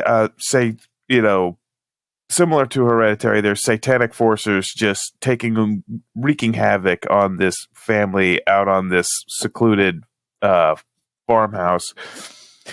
And the sister and the brother have come to kind of take care of, their ailing father and their mother, and slowly just really gnarly shit just starts happening because the mother told me, she goes, "You guys shouldn't have came here." And they find her, first off, in a scene, there's more vegetables again. And like I said about Color of Space, only this one, it takes it to a whole another level. I was just like, oh God, lady, just stop. Because she's chopping these vegetables and she chops her fingers and she stops for a second and she looks down and she sees that her fingers are missing and she just starts cutting again. She fucking minces her fingers. Oh my God. and all this other supernatural shit that goes on, you know, with it, they even have a priest come out there, and they get done talking to him, and they kind of, you know, send him packing because they're not religious at all. And then he comes back in like like at 2:00 in the morning, and he hammers on the door, and he's got like this gravelly voice. And just the way that he says it, he's like, "Why don't you go? Come on outside." And you see that his eyes are like just, you know, they got that possessed look and everything. And oh man, eventually, you know, and I'll spoil one part. The brother bails, you know, and he drives back home to go to his family, and he can't outrun what's been already set in motion, Nope. you know. And it's that scene when he gets home, it's like, it's heartbreaking. And then you see what, you know, and he's so heartbroken that he does something drastic. And after that, it's even more heartbreaking. And you just sink, man. It's so bad.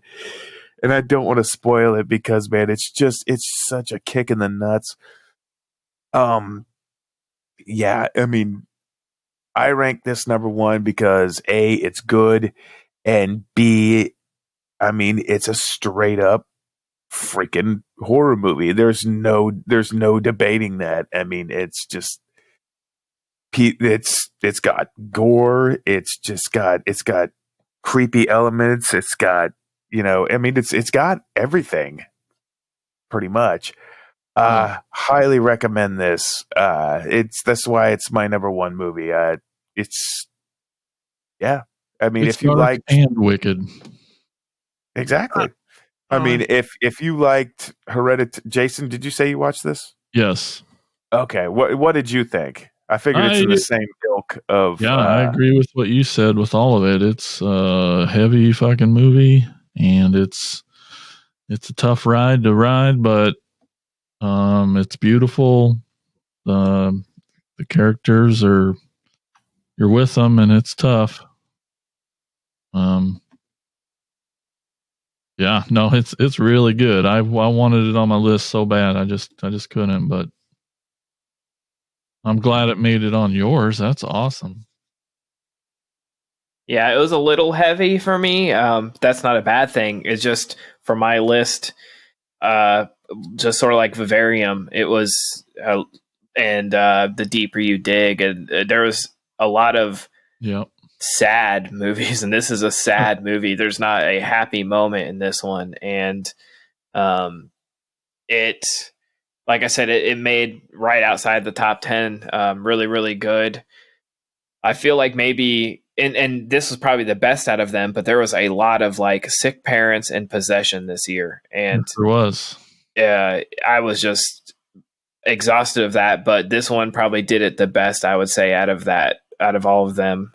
So it got a spot on my, very close to 10. It's at 12, so my honorable mentions, and it will be hitting Shudder, I believe, beginning of 2021. Definitely worth watching, man. It's so good. Cool. Oh, Dustin, what's your number one? Oh, would you like to know? So yeah, we haven't talked about this one yet, and I'm surprised, and I'm actually excited because we haven't.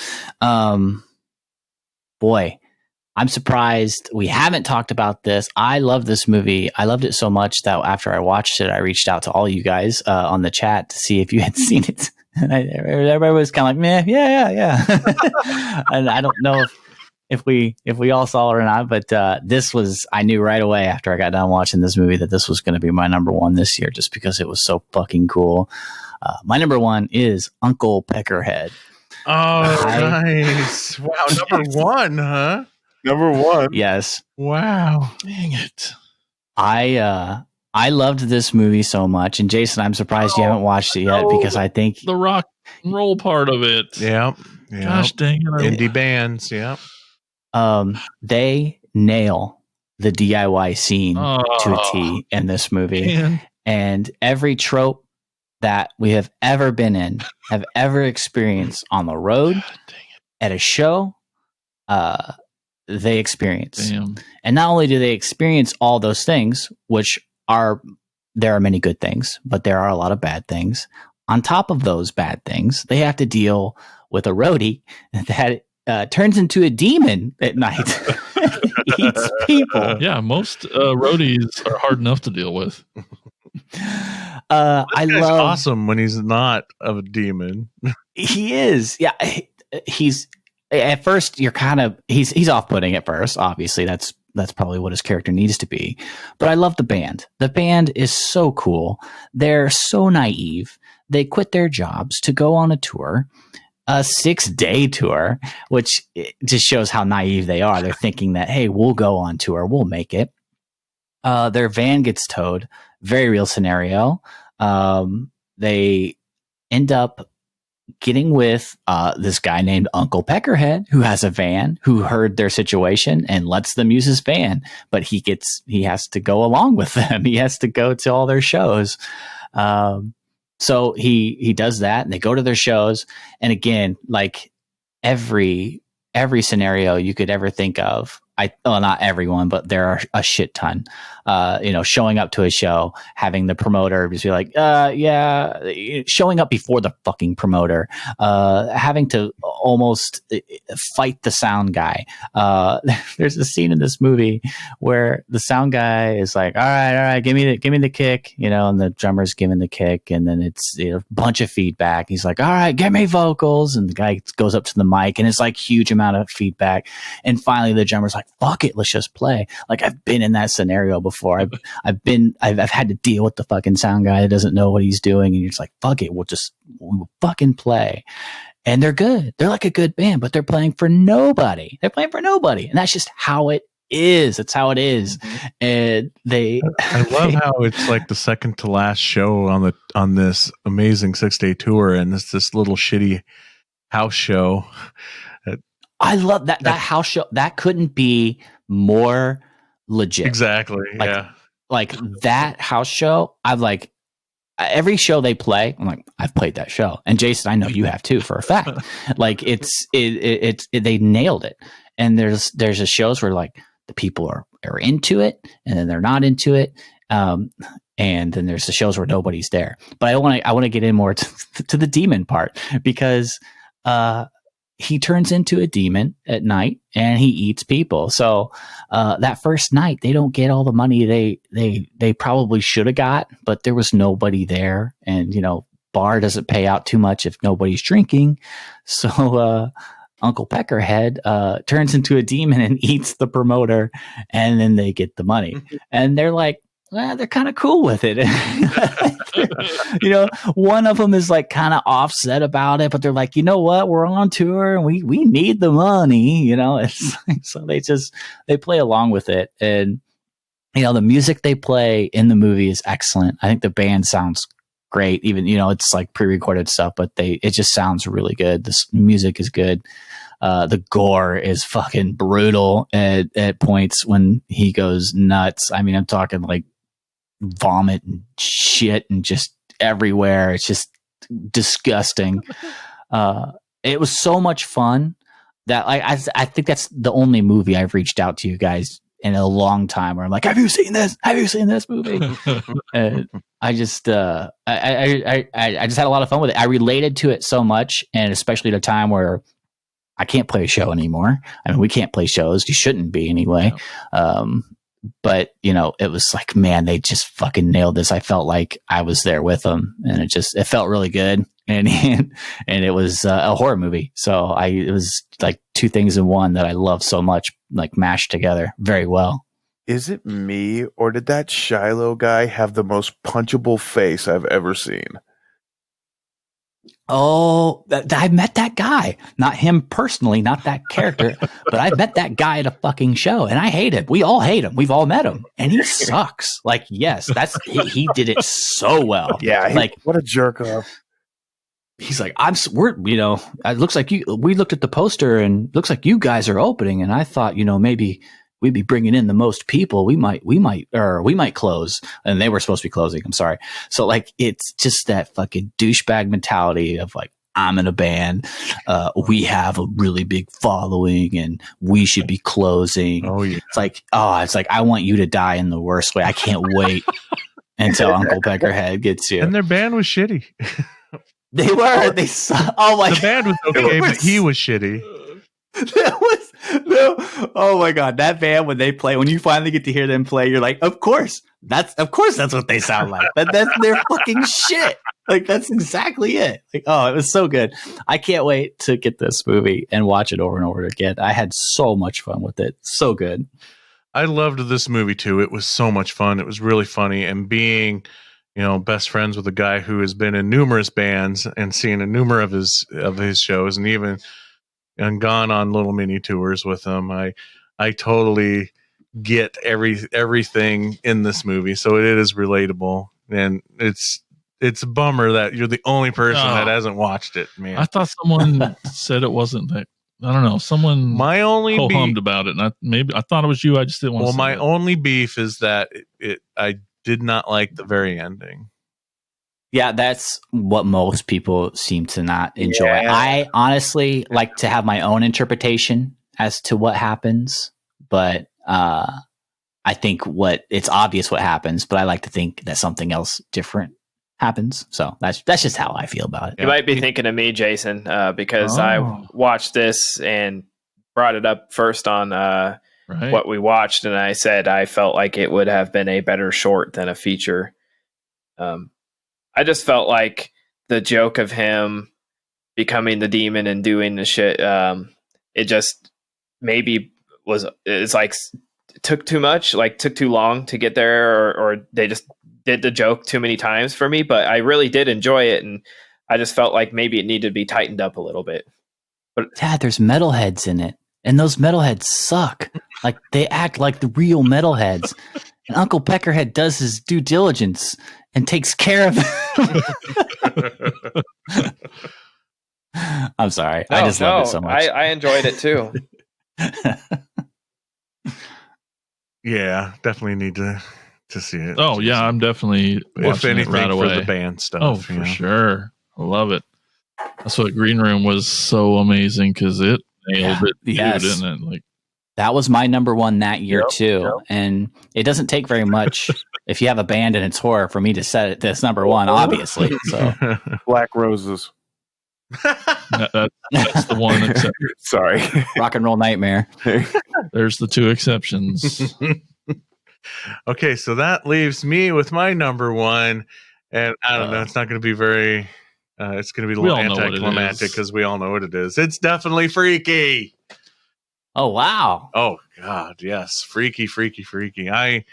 I love this movie so much. The director is, like I said before, he's quickly becoming my new favorite current director. I love these projects that he's doing. I hope he keeps going down this route of taking 80s comedy concepts and turning them into horror movies. It's just so great. And Vince Vaughn, I've always been a big fan, but I think I love him even more after this movie. It was nice seeing him come back to something comedic, but still doing a wonderful performance. He doesn't go over the top and turn the girl trapped in a man's body character into something cartoony like Hot Chicks or something like that. He just has just the right mannerisms and tone, with him. And then when he is the killer too, that's like it's like the guy knows his shit. Like he knows how Jason walks and how he acts and how he bursts through a window or Michael Myers. It's like either he's a fan or he did the research before doing this role. And that's what's so cool about it. And it's definitely really funny and gory, and it is totally my wheelhouse. So that's it, man. Freaky number one. It's pretty good. I was gonna say I could probably have guessed that was going to be your number one, and I would have actually guessed VFW was Andy's number one. I was close. Pretty close. But I was thinking about like what else they could do with this idea of the 80s. I was like, he could do like a weird science take where they build a girl, but it comes out as like a monster on accident and unleash like That'd be cool. a killer. I don't know. There's so many different takes we could do that would be fun. Kids trapped in a library that are slowly just killing off each other. A Save the Mountain movie. How do you do that with an abominable snowman? Yeah. Instead of Uncle Buck, it'd be like Uncle Fuck, and he just kills everyone. Okay. All right. Before I just space off trying to imagine what the next movie is going to be, we should probably keep chugging along here. Are there ones that we any honorable are mentions? surprised didn't get mentioned tonight? Run. Yeah, man. Yeah, Run was good. I really liked Run. Put Run on the short list. Yeah. His House. I was surprised that didn't make anybody's. That one was terrifying. Didn't see that. Didn't get that. Come to Daddy. Love Come to Daddy. That one almost came close as well to the top 10. It's definitely in the top 20. Oh man. Like it starts off such like dark comedy, but I feel like the third act just goes balls out comedy. Does. Like the tone shift in the comedy is ridiculous in that last half, and I loved it for it. Did anybody see Blood Quantum? Yeah, I did. Yeah, I enjoyed it. I thought that was excellent. Yeah. I thought that was excellent. It got bumped, but I thought that was great. Yeah, I think that may have hit the top 20 at least. Gretel and Hansel. Oh yeah, I totally forgot that was this year. That was really, really good. Love the score. You don't like That's that? the movie that I thought the score was better than the movie. Completely agree with you. I like the movie, but the score was way better. That score is fucking awesome. Really I got good. that. One that Dustin suggested last minute was Spree, and I had a blast with that one. That was fun. That didn't make my list because again, I don't know if that was horror, even though he's like a murderer. But What a strange, another one of those. It's like a strange, really strange concept, and the tone of that director, the lead actor, totally weird. I don't know, something was off about it, but I enjoyed the hell out of it. yeah, I have to go with We Summon the Darkness just for the 80s aesthetic and the satanic panic. There's a little rock band in that, I Dust. would say another metal band, like Yeah. Bad Hair. That one was another crazy concept. I thought was really, really fun and cool, but not top 10 worthy. But Killer Weave. It was awesome. It's on Hulu. Got bumped from my top 10. Hashtag Alive. Okay, I saw that. Didn't think it was top worthy. I'm so over zombies. It's going to take a hell of a movie to. What did you guys think Get of me. One Bedroom? I thought that was just disturbing. That was good. Yeah. Yeah, it was good. I thought it was good. oh boy, I didn't like it. yeah, I didn't like it either. It was too much.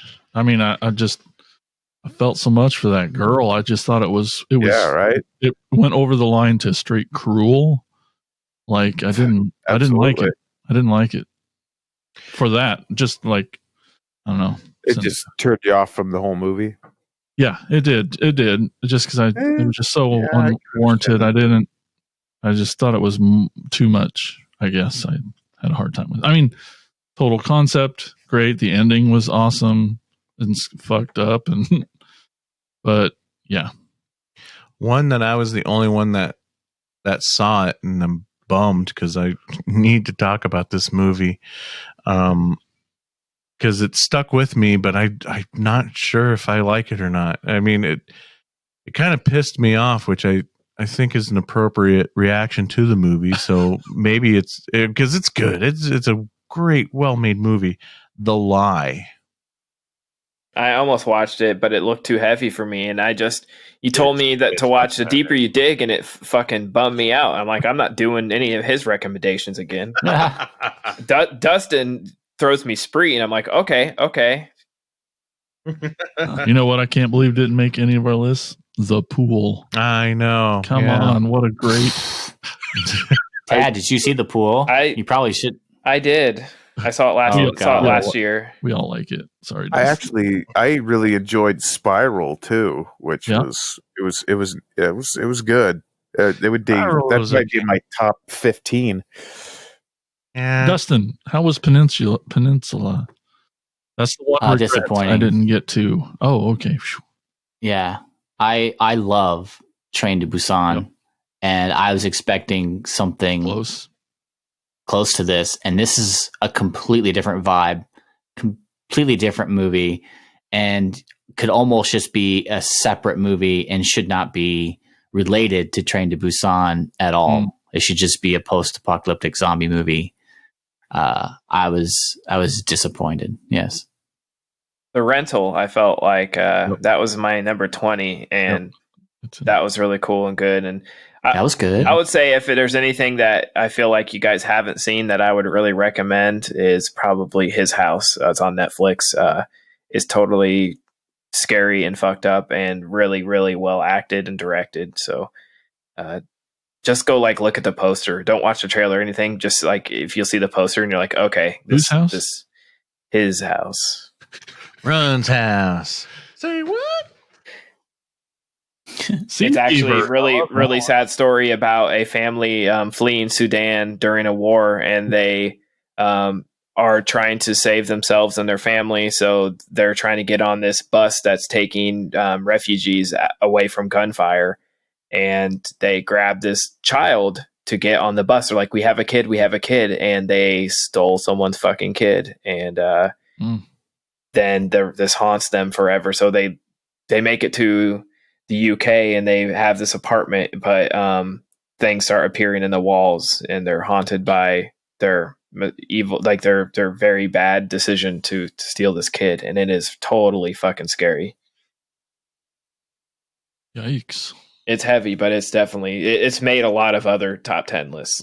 Like every other top 10 list I've seen has this on it. Cool. Very cool. So, man, great year for horror, man. Great 2020. That wraps up the top 10 lists. We're just got a little bit more show to go. We got at least we got shout outs coming up. Heck yeah. So we're going to take a quick break here, hear all about our very awesome podcast network, the Prescribed Films Podcast Network. You can check out all the shows at thepfpn.com. We'll be right back.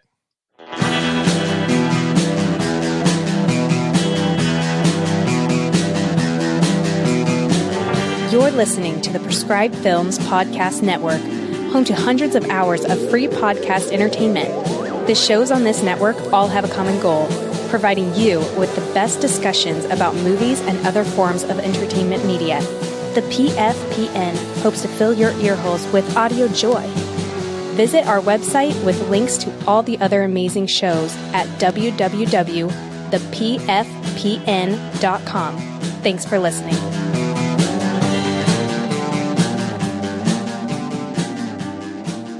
And we're back. So we don't have our normal segments for this episode, so no Insane's picks, but we can't go without hearing from you, beautiful fans. So it is time now for shoutouts. It's time for shout-outs! Shout-outs! Shout-outs! Shout-outs! Shout-outs! That's right, everyone's favorite segment. And peek behind the curtain, if you didn't notice, that was Dustin on that drop there.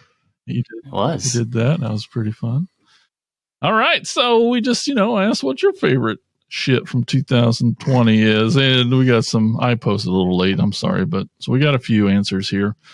On our Facebook page, we got Don and Ellie. He says, I still have some more to go, but right now my top 10 is somewhat compromised of Anything for Jackson. Oh, that's one that should have been listed for sure. That was a good one. Oh, yeah, I liked it. Okay, cool. Blood Quantum, The Curse of Audrey Earnshaw, The Dark and the Wicked, Ghost Killers versus Blood Mary. What the fuck is that? Only Don and Nelly, man. He gets His House, Porno, which I don't know why you didn't like that. I really liked it. Didn't Tina and I you? had a good time with that when I didn't think. I mean, it's fun. You and Tina had fun with a porno. No, that's Imagine why I that. wanted. But I really enjoyed them. I mean, how many movies are there in the world that center around? I really loved that was Christian based. Like that was such a neat That thing. was, I guess, my turn off. Oh, that was so neat. I felt like the movie was getting preachy to me. And I'm not but like that's what I liked about it. It was really Yeah, cool. Interesting. Well, that's weird. And then just the story. I enjoyed it. Possessor. Where am I? To Your Last Death. And VFW. And then he says, in alphabetical order, simply to prevent where they are going to end up if these films even comprise the final list. So that's a start. Hanging out around the crop is Metamorphosis, The Closet, Underwater, Yummy, and They Reach. Most of those I hadn't heard of. As those are honorable mentions, so this year is stacked beyond what I thought we were going to get when the year started, so I guess I better finish my prep work. That's right. Thanks, Don. Jesse Kelsey says, I enjoyed The Hunt, although I'm not sure it counts. Number one, of course, is Hubie Halloween. No. I guess it counts. The Hunt definitely counts. But and then our pals, Nightmare Junkhead. Greg D and Genius say, Relic absolutely wrecked me and is very deserving of being considered one of the top horror films from 2020. I knew I really liked that one. Yeah. Relic was great. That could have made my list. That ending is just what? That's all I Yeah. can say. It's great. Then over in our group edition, we got attacker Brett Royer says, Yummy. What is this Yummy movie? Yummy is a zombie movie. It's a Shudder exclusive. Oh, okay, cool. Shudder, ka-ching. Blood Quantum, Color Out of Space, VFW, and Anything for Jackson were at the top. The Hunt and The Rental were fun too. And I know a lot of people bagged on it, but I dug the new Grudge movie quite a bit. I did too, because I like everything. Anything for Jackson. I don't think I know what that's about either. Same. What's that?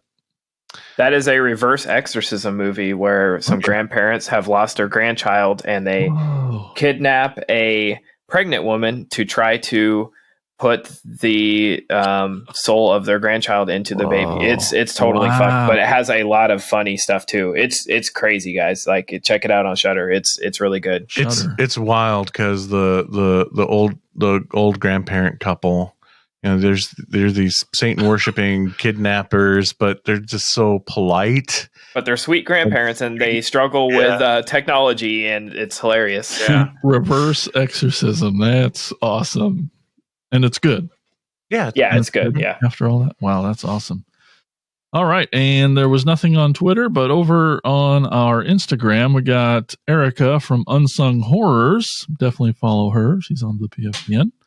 She says, Possessor. All other answers are incorrect. Right on. Whoa. So I'm glad right Ted on. at least represented that one. But Yes. so that is all we have for shout outs tonight. Remember that you still have some time if you want to give us a call and leave us a voicemail. We'll read your top 10 lists and your favorite films from 2020. You can give us a call at 415-952-6857 or 415-95-AOTKP. And that's shout outs. And that's the award show. it is. That is the end Hot of the dang. 2-part What a year. 2020 award show. I can stop watching horror movies for a little bit. For a minute. Now on the Christmas Just for a bit. movies. Yeah.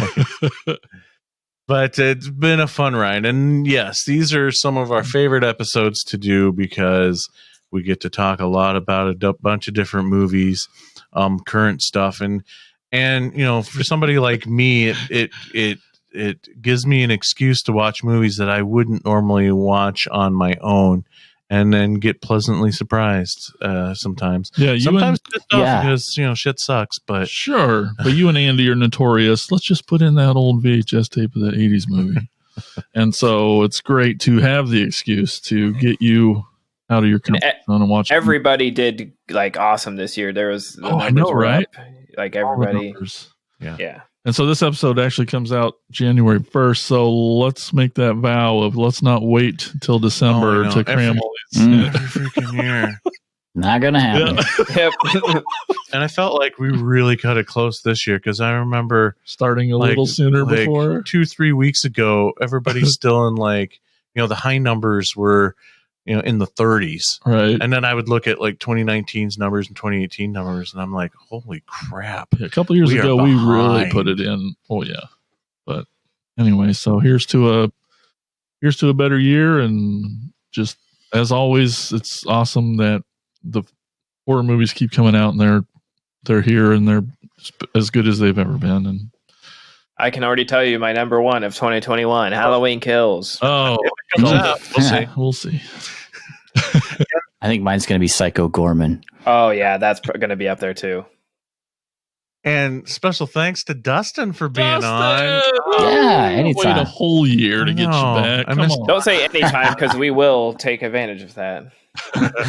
No, I got the bug a little while ago, so this is a perfect time to hop on. I love coming on every year and talking about horror movies. I love like following the list and looking down the list and trying to find something to watch, because you never know which movie might be your next favorite movie. Like I've got 2 on my list that I'm for sure going to buy and have in my collection. Yeah. So you just never know. And that's the funnest part about it. Yeah, absolutely. So it's going to be interesting to see what 2021 brings us here at Attack of the Killer Podcast. We'll have some fun and amazing stuff lined up for you, I'm pretty sure. But until then, thanks for listening, and we'll talk to you on the next episode of Attack of the Killer Podcast. Oh no, could this be the end of? Wow.